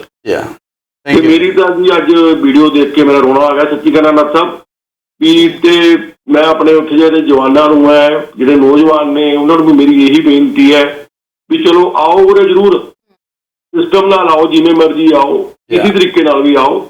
Thank you very much. Thank you ਜੀ ਸੋ ਮਚ। ਜਿਵੇਂ ਇਹਨਾਂ ਨੇ ਸਰ ਕਿਹਾ ਕਿ ਫਿਰ ਤੋੜ ਵਿਛੋੜਾ ਹੁੰਦਾ, ਜਿਹੜੇ ਵਿਆਹ ਪਹਿਲਾਂ ਹੀ ਕੰਟਰੈਕਟ ਬੇਸਿਸ ਹੋਣ ਕਿ ਆਇਲਸ ਜਿਨ੍ਹਾਂ ਦੀ ਬੁਨਿਆਦ ਹੋਵੇ ਉਹਨਾਂ ਤੋਂ ਤੁਸੀਂ ਕੀ ਉਮੀਦ ਕਰ ਸਕਦੇ ਹੋ ਵੀ ਕਿੰਨੀ ਨਿਭਣਗੇ? ਇੱਕ ਉਹ ਦਰਸ਼ਕ ਵੱਖਰਾ ਟੌਪਿਕ ਹੈ ਜੀ, ਇਹ ਤੇ ਵੀ ਕਿਸੇ ਦਿਨ ਗੱਲ ਕਰਾਂਗੇ। ਬਿਲਕੁਲ ਜੀ, ਇੱਕ ਦਰਸ਼ਕ ਵੈਲਕਮ ਜੀ। ਹੈਲੋ, ਹੈਲੋ, ਸਤਿ ਸ਼੍ਰੀ ਅਕਾਲ ਜੀ। ਸਤਿ ਸ੍ਰੀ ਅਕਾਲ ਜੀ। ਸਵਾਗਤ ਹੈ ਪ੍ਰੋਗਰਾਮ 'ਚ। ਕਿੱਥੋਂ ਬੋਲ ਰਹੇ ਹੋ ਜੀ? ਅਸੀਂ ਇੱਥੋਂ ਬਰੈਂਪਟਨ ਤੋਂ ਹੀ ਬੋਲਦੇ ਹਾਂ ਤਰਨ ਜੀ ਹਾਂਜੀ ਮੈਮ, ਦੱਸੋ ਕੀ ਕਹਿਣਾ ਚਾਹੁੰਦੇ ਹੋ? ਮੈਂ ਇਹੀ ਕਹਿਣਾ ਚਾਹੁੰਦੀ ਹਾਂ, ਤੁਸੀਂ ਅੱਧੇ ਕੁ ਘੰਟੇ ਦੇ ਬਾਅਦ ਕਾਲਾਂ ਲੈਣੀਆਂ ਸ਼ੁਰੂ ਕਰਿਆ ਕਰੋ ਪਲੀਜ਼। ਜੀ ਓਕੇ ਜੀ, ਪ੍ਰੋਗਰਾਮ ਸੁਣਨ ਦਾ ਵੀ ਤੇ ਮਜ਼ਾ ਨਹੀਂ ਆਉਂਦਾ। ਜੀ, ਸਭ ਦੇ ਵਿਚਾਰ ਵੀ ਨਾਲ ਦੀ ਨਾਲ ਜਾਣਦੇ ਰਹਿੰਦੇ ਆ ਜੀ। ਸ਼ੁਕਰੀਆ, ਬਟ ਤੁਸੀਂ ਜਿਹੜਾ ਆਪਣਾ ਵਿਚਾਰ ਰੱਖਿਆ ਮੈਮ। ਅੱਜ ਦੇ ਵਿਸ਼ੇ ਬਾਰੇ ਕੁਝ ਕਹਿਣਾ ਚਾਹੋਗੇ ਤੁਸੀਂ? ਸਾਰਾ ਕੰਮ ਛੱਡ ਕੇ ਨਾ ਬਹਿ ਜਾਂਦੇ ਆਪਾਂ। ਦੇਖੋ, ਰੋਟੀ ਪਿੱਛੇ ਤਾਂ ਹਰੇਕ ਨੂੰ ਤਾਲਾ ਮਾਰਨਾ ਹੀ ਪੈਂਦਾ। ਇੰਡੀਆ ਦਾ ਹਾਲ ਤੁਹਾਨੂੰ ਪਤਾ ਹੀ ਹੈ ਵੀ ਕਿਵੇਂ ਆ। ਠੀਕ ਹੈ ਜੀ, ਥੈਂਕ ਯੂ ਸ਼ੁਕਰੀਆ ਜੀ, ਬਹੁਤ ਬਹੁਤ ਧੰਨਵਾਦ ਜੀ ਆਪਣੇ ਵਿਚਾਰ ਸਾਡੇ ਨਾਲ ਸਾਂਝੇ ਕਰਨ ਲਈ। ਸ਼ੁਕਰੀਆ ਮੈਮ। ਹੋਰ ਕੀ, ਹਰੇਕ ਇਹ ਕਹਿੰਦਾ ਵੀ ਅਸੀਂ ਵੀ ਜਾਈਏ, ਇਹਨੂੰ ਨਹੀਂ ਨੌਕਰੀ ਮਿਲਦੀ। ਜੀ ਬਹੁਤ ਬਹੁਤ ਸ਼ੁਕਰੀਆ ਜੀ, ਬਹੁਤ ਬਹੁਤ ਸ਼ੁਕਰੀਆ ਮੈਮ। ਤੁਹਾਡੇ ਵਿਚਾਰਾਂ ਤੇ ਅਸੀਂ ਜ਼ਰੂਰ ਅਮਲ ਕਰਾਂਗੇ। ਸਰ, ਜਿਵੇਂ ਗੱਲ ਹੋ ਰਹੀ ਸੀ, ਆਪਾਂ ਥੋੜਾ ਜਿਹਾ ਟੌਪਿਕ ਨੂੰ ਅੱਗੇ ਲੈ ਕੇ ਚੱਲੀਏ। ਇਸ ਪੂਰੇ ਮਾਮਲੇ ਵਿੱਚ ਜਿਹੜੀ ਇੱਕ ਚੀਜ਼ ਮੈਨੂੰ ਦੇਖਣ ਨੂੰ ਮਿਲੀ ਕਿ ਉੱਥੇ ਲੜਕੇ ਦੇ ਸਤਨਾਮ ਸਿੰਘ ਦੇ ਯੂਐਸ ਦੇ ਵਿੱਚ ਰਿਸ਼ਤੇਦਾਰ ਰਹਿੰਦੇ ਸੀ, ਉਹਦੇ ਚਾਚਾ ਜੀ ਜਾਂ ਕੁਝ ਹੋਰ ਰਿਸ਼ਤੇਦਾਰ ਰਹਿੰਦੇ ਸੀ, ਜਿਨ੍ਹਾਂ ਨੇ ਹੱਲਾਸ਼ੇਰੀ ਦਿੱਤੀ ਕਿ ਤੁਸੀਂ ਪਹੁੰਚੋ ਇੱਥੇ ਤੇ ਕੋਈ ਨਹੀਂ, ਅਸੀਂ ਇੱਥੋਂ ਮਤਲਬ ਇੱਕ ਹੁੰਦਾ ਹੈ ਕਿ ਤੁਸੀਂ ਜਦੋਂ ਉੱਥੇ ਜੇਲ੍ਹ ਦੇ ਵਿੱਚ ਜਾਂਦੇ ਹੋ ਸ਼ਾਇਦ ਕੁਝ ਬੌਂਡ ਮਨੀ ਭਰਾ ਦਿੱਤੀ ਜਾਂਦੀ ਹੈ, ਤੁਸੀਂ ਉੱਥੇ ਮਤਲਬ ਵੀ ਆ ਸਕਦੇ ਹੋ ਬਾਹਰ। ਤੇ ਜਦੋਂ ਐਵੇਂ ਰਿਸ਼ਤੇਦਾਰ ਹੱਲਾਸ਼ੇਰੀ ਦਿੰਦੇ ਨੇ ਤਾਂ ਇਹ ਚੀਜ਼ ਨੂੰ ਵਧਾਵਾ ਉਹ ਖੁਦ ਦੇ ਰਹੇ ਨੇ। ਇਹਦੇ ਬਾਰੇ ਗੱਲ ਕਰਾਂਗੇ। ਇੱਕ ਦਰਸ਼ਕ ਜੁੜ ਗਏ ਨੇ। ਹੈਲੋ, ਸਤਿ ਸ਼੍ਰੀ ਅਕਾਲ ਜੀ। ਸਤਿ ਸ਼੍ਰੀ ਅਕਾਲ ਜੀ, ਸਵਾਗਤ ਹੈ ਪ੍ਰੋਗਰਾਮ 'ਚ। ਮੈਂ ਇਹ ਕਹਿਣਾ ਚਾਹੁੰਦਾ ਜੀ, ਆਪਾਂ ਨੂੰ ਇਸ ਤਰ੍ਹਾਂ ਕਹਿ ਦਿੰਦੇ ਆ ਜੀ ਵੀ ਇਹ ਗਲਤ ਤਰੀਕੇ ਨਾਲ ਆਏ ਨੇ ਜਾਂ ਇਹਨਾਂ ਨੇ ਵਿਆਹ ਗਲਤ ਕਰਾ ਲਿਆ। ਮੈਂ ਕਹਿੰਦਾ ਭਾਵੇਂ ਗਲਤ ਹੋਵੇ ਵਿਆਹ, ਭਾਵੇਂ ਸਹੀ ਹੋਵੇ ਵਿਆਹ, ਸਾਨੂੰ ਆਪਣੀ ਕਮਿਊਨਿਟੀ ਨੂੰ ਵੱਧ ਤੋਂ ਵੱਧ ਇੱਥੇ ਸੱਦਣਾ ਚਾਹੀਦਾ। ਦੇਖੋ, ਸਾਡੀ ਕਮਿਊਨਿਟੀ 'ਚ ਜ਼ਿਆਦਾ ਖਿਲਾਰੇ ਪੈ ਰਹੇ ਨੇ, ਆਪਾਂ ਆਪਣੇ ਨੂੰ ਐਕਸਪੋਜ਼ ਕਰਦੇ ਹਾਂ ਕਿ ਸਾਡੇ ਆਹ ਗਲਤ ਤਰੀਕੇ ਨਾਲ ਆ ਗਿਆ, ਉਹ ਗਲਤ ਤਰੀਕੇ ਨਾਲ ਆ ਗਿਆ। ਬਾਕੀ ਆ ਹੋਰ ਵੀ ਇੰਨੀਆਂ ਕਮਿਊਨਿਟੀਆਂ ਨੇ, ਸ਼੍ਰੀਲੰਕਨ ਨੇ, ਕਿੰਨੇ ਨੇ, ਨਹੀਂ ਆਪਣੀ ਕਮਿਊਨਿਟੀ ਦੀ ਗੱਲ ਕਰਦਾ, ਪਰ ਮੈਂ ਅੰਦਰ ਜਾ ਕੇ ਵੇਖਿਆ ਉਹ ਸਾਡੇ ਵੀ ਜ਼ਿਆਦਾ ਭੈੜੇ ਤਰੀਕੇ ਨਾਲ ਆ ਰਹੇ ਨੇ। ਠੀਕ ਹੈ ਕਿ ਸਾਡੇ ਨੂੰ ਬਹੁਤਾ ਜ਼ਿਆਦਾ ਐਕਸਪੋਜ਼ ਨਹੀਂ ਕਰਨਾ ਚਾਹੀਦਾ। ਸਾਨੂੰ ਇਹਨੂੰ ਆਪਣੀ ਕਮਿਊਨਿਟੀ ਨੂੰ ਵੱਧ ਤੋਂ ਵੱਧ ਸਪੋਰਟ ਕਰਨੀ ਚਾਹੀਦੀ ਹੈ, ਵੱਧ ਤੋਂ ਵੱਧ ਆਉਣ ਜੀ। ਥੈਂਕ ਯੂ ਜੀ। ਨਹੀਂ, ਅਸੀਂ ਇਹ ਗੱਲ ਹੀ ਨਹੀਂ ਕਰ ਰਹੇ, ਅਸੀਂ ਸਿਰਫ ਇਹ ਗੱਲ ਕਰ ਰਹੇ ਹਾਂ ਕਿ ਜਿਹੜੇ ਲੋਕ ਇੰਨੇ ਮੁਸ਼ਕਿਲ ਹੋ ਕੇ ਸਾਊਥ ਸੈਂਟਰਲ ਅਮਰੀਕਾ ਤੋਂ ਆਉਂਦੇ ਨੇ, ਜੰਗਲਾਂ ਨੂੰ ਕ੍ਰਾਸ ਕਰਦੇ ਨੇ, ਅਸੀਂ ਉਹਨਾਂ ਨੂੰ ਅਗਾਹ ਕਰ ਰਹੇ ਹਾਂ। ਅਸੀਂ ਇਹ ਗੱਲ ਨਹੀਂ ਕਰ ਰਹੇ ਕਿ ਕੋਈ ਇੱਥੇ ਇਲੀਗਲ ਆਉਂਦਾ ਜਾਂ ਨਹੀਂ ਆਉਂਦਾ, ਅਸੀਂ ਉਹਨਾਂ ਬਾਰੇ ਬਿਲਕੁਲ ਕੋਈ ਗੱਲ ਨਹੀਂ ਕਰ ਰਹੇ। ਅਸੀਂ ਤਾਂ ਜਿਹੜਾ ਅਗਲਾ ਢੰਗ ਅਪਣਾ ਰਿਹਾ ਹੈ ਉਹਦੇ ਵਿੱਚ ਜਾਣ ਦਾ ਵੀ ਖਤਰਾ ਹੈ, ਅਸੀਂ ਉਹਦੇ ਬਾਰੇ ਗੱਲ ਕਰ ਰਹੇ ਹਾਂ। ਬਾਕੀ ਅਸੀਂ ਤਾਂ ਕਹਿੰਦੇ ਹਾਂ ਜਿਹੜੇ ਹਿਸਾਬ ਦੇ ਵਿੱਚ ਅੱਜ ਕੱਲ੍ਹ ਕੈਨੇਡਾ ਦੇ ਵਿੱਚ ਆਉਣਾ ਸੌਖਾ ਹੋਇਆ ਹੈ, ਖਾਸ ਕਰਕੇ ਜਵਾਨ ਬੱਚਿਆਂ ਨੂੰ, ਉਹ ਢੰਗ ਦੇ ਨਾਲ ਆਉਣਾ ਚਾਹੀਦਾ। ਹੁਣ ਆਹ ਜਿਹੜੇ ਬੱਚੇ ਦੀ ਅਸੀਂ ਵੀਡੀਓ ਦਿਖਾਈ, ਉਹ 22 ਸਾਲਾਂ ਦਾ ਸੀਗਾ। ਉਹਨੇ ਘਰੇ ਆਪਣੇ ਸਿਰੇ ਟਿਕਾਣੇ ਤੇ ਪਹੁੰਚ ਨਹੀਂ ਜੀ ਸਕਿਆ। ਪਤਾ ਨਹੀਂ ਉਹ ਕਿਸੇ ਜੇਲ੍ਹ ਦੇ ਵਿੱਚ ਹੈ, ਪਤਾ ਨਹੀਂ ਉਹ ਜ਼ਿੰਦਾ ਹੈ, ਜਾਂ ਪਤਾ ਨਹੀਂ ਪ੍ਰਮਾਤਮਾ ਮਿਹਰ ਕਰੇ ਉਹ ਜ਼ਿੰਦਾ ਹੋਵੇ। ਅਸੀਂ ਇਹ ਗੱਲ ਨਹੀਂ ਕਰ ਰਹੇ ਕਿ ਸਾਡੇ ਇੱਥੇ ਇਲੀਗਲ ਆਉਂਦੇ ਜਾਂ ਨਹੀਂ ਆਉਂਦੇ, ਅਸੀਂ ਇਹ ਨਹੀਂ ਗੱਲ ਕਰ ਰਹੇ। ਅਸੀਂ ਜਿਹੜੇ ਢੰਗ ਨਾਲ ਆ ਰਹੇ ਆ ਉਹ ਢੰਗ ਦੇ ਵਿੱਚ ਜਾਣ ਦਾ ਖਤਰਾ। ਕਈ ਵਾਰੀ ਪਿੱਛੇ ਈਵਨ ਇੰਡੀਆ ਦੇ ਵਿੱਚ, ਪੰਜਾਬ ਦੇ ਵਿੱਚ ਜਿਹੜੇ ਏਜੰਟਸ ਨੇ ਉਹ ਸਾਰੀ ਪਿਕਚਰ ਨਹੀਂ ਦੱਸਦੇ।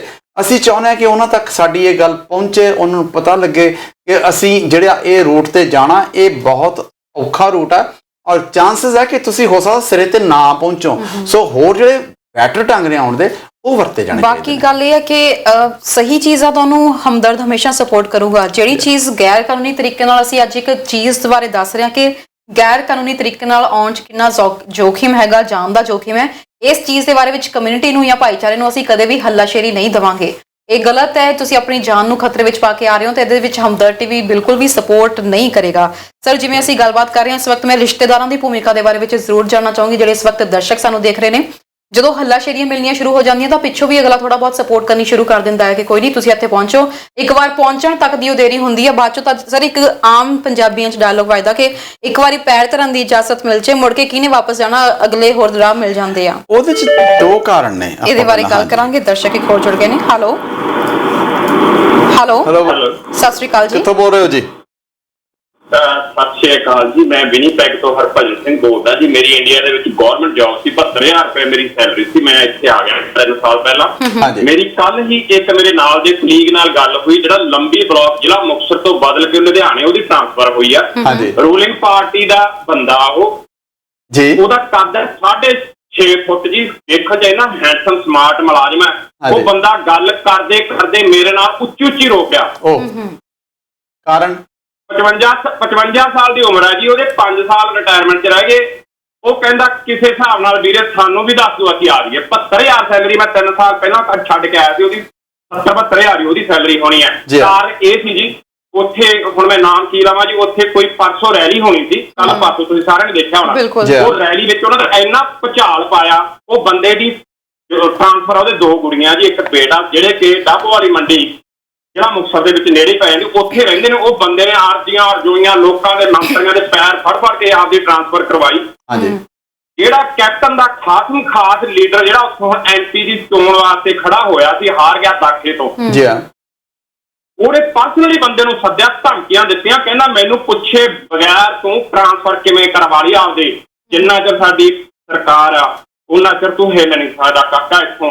ਤੁਸੀਂ ਬੇਰੁਜ਼ਗਾਰਾਂ ਦੀ ਗੱਲ ਕਰਦੇ ਹੋ ਜੀ, ਹੁਣ ਦੱਸੋ, ਮੈਨੂੰ ਲੱਗਦਾ ਜ਼ਿਆਦਾ ਟਾਈਮ ਲੱਗ ਗਿਆ, ਤੁਸੀਂ ਬੇਰੁਜ਼ਗਾਰਾਂ ਦਾ ਹਾਲ ਕੀ ਕਰੋਗੇ ਜਿਹੜੇ ਕਿ 55 ਸਾਲ ਦੀ ਉਮਰ ਤੇ ਅਸੀਂ ਗਵਰਨਮੈਂਟ ਜੌਬ ਦੇ ਵਿੱਚੋਂ ਮੈਂ ਉੱਥੋਂ ਭੱਜ ਕੇ ਆਇਆ, ਭੱਜ ਕੇ ਜਿਵੇਂ ਮਰਜ਼ੀ ਕਰੋ। ਤੇ ਇੱਕ ਬੰਦੇ ਦੀ ਮੇਰੀ ਕੱਲ ਦੇ ਇਹ ਮੇਰਾ ਜੀ ਨਹੀਂ ਕਰਦਾ ਸੀ, ਤੁਹਾਡਾ ਪ੍ਰੋਗਰਾਮ ਇੰਨਾ ਸੋਹਣਾ ਸੀ, ਮੈਨੂੰ ਗੁੱਸਾ ਚੜ੍ਹਦਾ ਜਦੋਂ ਲੋਕ ਤੁਹਾਡੇ ਨਾਲ ਆਉਂਦੇ ਸਰ ਕਾਲਾਂ ਕਰਨ ਵਾਸਤੇ, ਪਰ ਮੈਂ ਵੀ ਉਹਨਾਂ ਦੇ ਵਿੱਚ ਸ਼ਾਮਲ ਹੋ ਗਿਆ, ਕਿਉਂਕਿ ਮੈਂ ਵੀ ਚਾਹੁੰਦਾ ਤੁਹਾਡੇ ਪ੍ਰੋਗਰਾਮ ਇੰਨਾ ਵਧੀਆ ਹੁੰਦਾ ਵੀ ਅਸੀਂ ਸੁਣੀਏ ਜੀ। ਮੈਂ ਟਰੱਕ ਚਲਾ ਰਿਹਾ ਅਮਰੀਕਾ ਦੇ ਵਿੱਚ, ਬਿਨਾਂ ਇੰਨਾ ਜੀ ਕਰਦਾ ਵੀ ਸੁਣੀ ਜਾਈਏ, ਕੋਈ ਕਾਲ ਨਾ ਕਰੇ, ਪਰ ਮੈਂ ਵੀ ਕਾਲ ਕਰਨਾ ਕਿ ਇਹ ਤੁਸੀਂ ਬੇਰੁਜ਼ਗਾਰਾਂ ਦੀ ਗੱਲ ਕਰਦੇ ਹੋ। ਥੈਂਕ ਯੂ ਜੀ, ਸ਼ੁਕਰੀਆ ਸਰ। ਬੇਰੁਜ਼ਗਾਰਾਂ ਦੀ ਗੱਲ ਕਰਦੇ ਹੋ, ਆਹ ਤੁਸੀਂ ਰੁਜ਼ਗਾਰਾਂ ਵਾਲੇ ਵੀ ਸੁਣੋ, ਸਾਡੀਆਂ ਸਿਸਟਮ ਦਾ ਆਹ ਹਾਲ ਹੈ ਜੀ। ਬਿਲਕੁਲ ਜੀ, ਸ਼ੁਕਰੀਆ ਸਰ, ਸ਼ੁਕਰੀਆ ਜੀ, ਸ਼ੁਕਰੀਆ ਸਰ। ਸਰ ਜਿਵੇਂ ਇੱਕ ਆਕਰੋਸ਼ ਸਾਰਿਆਂ ਵਿੱਚ ਜ਼ਰੂਰ ਹੈਗਾ, ਗੁੱਸਾ ਸਾਰਿਆਂ ਵਿੱਚ ਜ਼ਰੂਰ ਹੈਗਾ ਉੱਥੋਂ ਦੀ ਸਰਕਾਰ ਦੇ ਵਿਰੁੱਧ। ਹਾਲਾਂਕਿ ਮੈਂ ਟੌਪਿਕ ਤੋਂ ਥੋੜਾ ਜਿਹਾ ਹਟ ਕੇ ਗੱਲ ਕਰ ਰਹੀ ਹਾਂ। ਉਂਝ ਸਾਰਿਆਂ ਦੇ ਵਿੱਚ ਗੁੱਸਾ ਹੈਗਾ, ਸਾਡੀਆਂ ਰਾਜਨੀਤਿਕ ਪਾਰਟੀਆਂ ਨੇ ਕੁਝ ਨਹੀਂ ਕੀਤਾ। ਹੁਣ ਜਿਹੜਾ ਕਾਂਗਰਸ ਦੀ ਪਾਰਟੀ ਉੱਥੇ ਜਿਹੜੀ ਰੈਲੀ ਹੋ ਰਹੀ ਹੈ ਜਾਂ ਉੱਥੇ ਬਾਦਲਾਂ ਦੀ ਰੈਲੀ ਹੋ ਰਹੀ ਆ, ਉੱਥੇ ਵੀ ਤਾਂ ਆਮ ਲੋਕੀ ਜਾ ਰਹੇ ਨੇ। ਇੰਨਾ ਕੁਝ ਦੇਖ ਕੇ, ਇੰਨਾ ਕੁਝ ਸੁਣ ਕੇ, ਇੰਨਾ ਕੁਝ ਹੋਣ ਦੇ ਬਾਵਜੂਦ ਵੀ ਤੁਸੀਂ ਉਹਨਾਂ ਦੀਆਂ ਰੈਲੀਆਂ 'ਚ ਸ਼ਾਮਿਲ ਹੋ ਰਹੇ ਹੋ। ਫਿਰ ਤੁਸੀਂ ਜੋ ਇਸ ਵਕਤ ਆਪਣਾ ਭੁਗਤ ਰਹੇ ਹੋ ਉਹ ਤੁਹਾਡੀ ਆਪ ਦੀ ਕਰਨੀ ਦੇ ਨਤੀਜੇ ਨੇ। ਇਸ ਤਰ੍ਹਾਂ ਉੱਥੋਂ ਦਾ ਖੈਰ ਆਪਾਂ ਉਸ ਪਾਸੇ ਨੂੰ ਬਹੁਤਾ ਨਾ ਜਾਈਏ, ਕਿਉਂਕਿ ਮੈਂ ਉਹਨੂੰ ਵੀ ਡਿਫੈਂਡ ਕਰ ਸਕਦੇ ਆਪਾਂ, ਪਰ ਮੈਂ ਮੁੜ ਕੇ ਉੱਥੇ ਫੇਰ ਆਉਣਾ ਕਿ ਜਿਹੜੇ ਰਿਸ਼ਤੇਦਾਰ ਵਧਾਵਾ ਦਿੰਦੇ ਨੇ, ਰਿਸ਼ਤੇਦਾਰ ਵਧਾਵਾ ਦੇਣ ਵਾਲੀਆਂ 2 ਗੱਲਾਂ ਹੋ ਜਾਂਦੀਆਂ ਨੇ ਕਰਨ। ਇੱਕ ਤਾਂ ਅਗਲੇ ਨੂੰ ਜਦੋਂ ਕੋਈ ਮੈਨੂੰ ਫੋਨ ਆਉਂਦਾ ਹੈ, ਜੇ ਮੈਂ ਕਹਿੰਦਾ ਆਈ ਨਾ, ਅਗਲਾ ਕਹਿੰਦਾ ਤੂੰ ਆਪ ਤਾਂ ਸੈਟਲ ਆ, ਤੇ ਮੈਨੂੰ ਕਹਿੰਦਾ ਤੂੰ ਆਈ ਨਾ। ਫਿਰ ਮੇਰੇ ਕੋਲ ਦੂਜੀ ਚੋਇਸ ਕੀ ਹੈ, ਮੈਂ ਕਹਿੰਦਾ ਕੋਈ ਨਾ ਆ ਜਾ, ਸਾਂਭਾਂਗੇ। ਅਗਲਾ ਕਹਿੰਦਾ ਮਰਗਿੰਦਰ ਨੇ ਕਿਹਾ ਸੀਗਾ ਵੀ ਸਾਂਭੂਗਾ, ਚੱਲੀਏ। ਫਿਰ ਉਹ ਕੋਈ ਵੀ ਢੰਗ, ਜਾਇਜ਼ ਨਜਾਇਜ਼ ਕੋਈ ਵੀ ਢੰਗ ਉਹ ਲੱਭਦਾ ਤੇ ਉਹ ਮੇਰੇ ਤੱਕ ਪਹੁੰਚਣ ਦੀ ਕੋਸ਼ਿਸ਼ ਕਰਦਾ। ਇਹ ਗੱਲ ਵੱਖਰੀ, ਜਦੋਂ ਮੇਰੇ ਤੱਕ ਪਹੁੰਚੇਗਾ ਤਾਂ ਮੈਂ ਸਾਂਭਾਂਗਾ, ਜਦ ਮੈਂ ਗੱਲ ਕਹੀ ਹੋਈ ਹੈ ਮੋਸਟਲੀ ਰਿਸ਼ਤੇਦਾਰ ਸਾਂਭਣੇ, ਪਰ ਜਿਹੜਾ ਆਉਣ ਦਾ ਢੰਗ ਹੈਗਾ ਉਹ ਜੇ ਸਹੀ ਹੋਵੇ, ਸੇਫ ਹੋਵੇ, ਹੁਣ ਢੰਗ ਹੈਗੇ ਨੇ ਸੇਫ, ਉਹਨਾਂ ਨੂੰ ਵਰਤਿਆ ਜਾਣਾ ਚਾਹੀਦਾ ਹੈ। ਜਿਹਦੇ 'ਚ ਜਾਣ ਦਾ ਖਤਰਾ, ਨਾਲੇ ਪੈਸੇ ਵੀ ਦੇਣੇ ਆ, ਲੱਖਾਂ 'ਚ ਦੇਣੇ ਆ। ਸਾਡੇ ਵੇਲੇ ਤਾਂ ਤਰਨ ਲੱਖ ਰੁਪਈਆ ਬੜੀ ਵੱਡੀ ਗੱਲ ਹੁੰਦੀ ਸੀ, ਹੁਣ ਵੀ ਬਹੁਤ ਵੱਡੀ ਗੱਲ ਹੈ ਸਰ ਉੱਥੇ। ਹੁਣ ਜਿਹੜੇ 22 ਲੱਖ 23 ਲੱਖ ਜਾਂ US ਡਾਲਰਸ ਦੇ ਵਿੱਚ ਅਸੀਂ ਦਿੰਨੇ ਆ, ਬਹੁਤ ਵੱਡੀ ਅਮਾਉਂਟ ਹੈ। ਪੈੜੀਆਂ ਵੇਚ ਹੁਣ ਵੀ ਦਿੰਦੇ ਆ। ਹੁਣ ਵੀ ਕੋਈ ਬਿਲਕੁਲ ਇੱਕ ਦਰਸ਼ਕ ਹੋਰ ਜੁੜ ਗਏ ਨੇ। ਹੈਲੋ, ਸਤਿ ਸ਼੍ਰੀ ਅਕਾਲ ਜੀ। ਹੈਲੋ ਕਰਨ ਜੀ, ਮੈਂ ਸੌਰੀ ਇੱਕ ਮਿੰਟ ਤੁਹਾਡਾ ਹੋਰ ਲੈ ਰਿਹਾ ਜੀ। ਮੈਂ ਕਿਉਂਕਿ ਫਿਰ ਕੰਮ ਤੇ ਜਾਣਾ, ਮੈਂ ਡਾਕਟਰ ਸਾਹਿਬ ਨਾਲ ਗੱਲ ਸ਼ੇਅਰ ਕਰਨਾ ਚਾਹੁੰਦਾ ਜੀ, ਬਹੁਤ ਜ਼ਰੂਰੀ ਤੁਹਾਡੇ ਮੀਡੀਆ ਤੇ। ਵੀ ਕਈ ਬੱਚੇ ਆਏ ਹੋਏ ਨੇ ਜੀ ਜਿਹੜੇ ਸਾਨੂੰ ਕਹਿੰਦੇ ਨੇ ਜੀ ਸਾਨੂੰ ਵਰਕ ਪਰਮਿਟ ਚਾਹੀਦਾ ਹੈ ਜਾਂ ਸਾਨੂੰ ਕੁਝ ਵੀ ਚਾਹੀਦਾ ਹੈ, ਤਾਂ ਮੈਂ ਤੁਹਾਨੂੰ ਦੱਸਦਾ ਜੀ ਅੱਜ ਕੱਲ ਦੇ ਵਕੀਲ ਕੀ ਸਲਾਹ ਦੇ ਰਹੇ ਆ। ਕੱਲ ਹੀ ਮੇਰੀ ਇੱਕ ਵਕੀਲ ਨਾਲ ਗੱਲ ਹੋਈ, ਉਹ ਕਹਿੰਦਾ ਜੀ ਵਰਕ ਪਰਮਿਟ ਦੀ ਲੋੜ ਨਹੀਂ, ਤੁਸੀਂ ਇਹਨਾਂ ਨੂੰ ਸੈਲਮ ਕਰਾ ਦਿਓ, ਤੁਸੀਂ ਇਹਨਾਂ ਦਾ ਸੈਲਮ ਦਾ ਕੇਸ ਲਾ ਦਿਓ, ਮੋਂਟਰੀਅਲ ਕੇਸ ਚੱਲੂਗਾ, 2.5 ਸਾਲ ਪੇਸ਼ੀ ਨਹੀਂ ਪੈਣੀ, $800 ਇਹਨਾਂ ਦੇ ਹਰ ਮਹੀਨੇ ਅਕਾਊਂਟ 'ਚ ਆਇਆ ਕਰੂਗਾ, 2 ਮਹੀਨੇ 'ਚ ਵਰਕ ਪਰਮਿਟ ਮਿਲ ਜਾਣਾ, ਸਾਰੀ ਮੈਡੀਕਲ ਸਹੂਲਤਾਂ ਫ੍ਰੀ ਨੇ। ਉਸ ਤੋਂ ਬਾਅਦ ਮੈਨੇ ਪੁੱਛਿਆ ਵੀ ਜੇ ਸੈਲਮ ਨਹੀਂ ਅਪਰੂਵ ਹੁੰਦੀ 2-2.5 ਸਾਲ ਬਾਅਦ ਤਾਂ ਬੰਦਾ ਜਾਣੋ ਕੀ ਕਰੂਗਾ ਉਹ। ਕਹਿੰਦੇ ਜੀ ਉਹ ਤੋਂ ਬਾਅਦ ਫੈਡਰਲ ਕੋਲ ਕੇਸ ਲਾ ਲਾਂਗੇ ਜੀ, ਉਹ ਤੋਂ ਬਾਅਦ ਅੱਗੇ ਕਿਤੇ ਹੋਰ ਕੇਸ ਲਾ ਲਾਂਗੇ, 5 ਜਗ੍ਹਾ ਕਹਿੰਦਾ ਐਪਲੀਕੇਸ਼ਨ ਲਾ ਸਕਦੇ ਆ।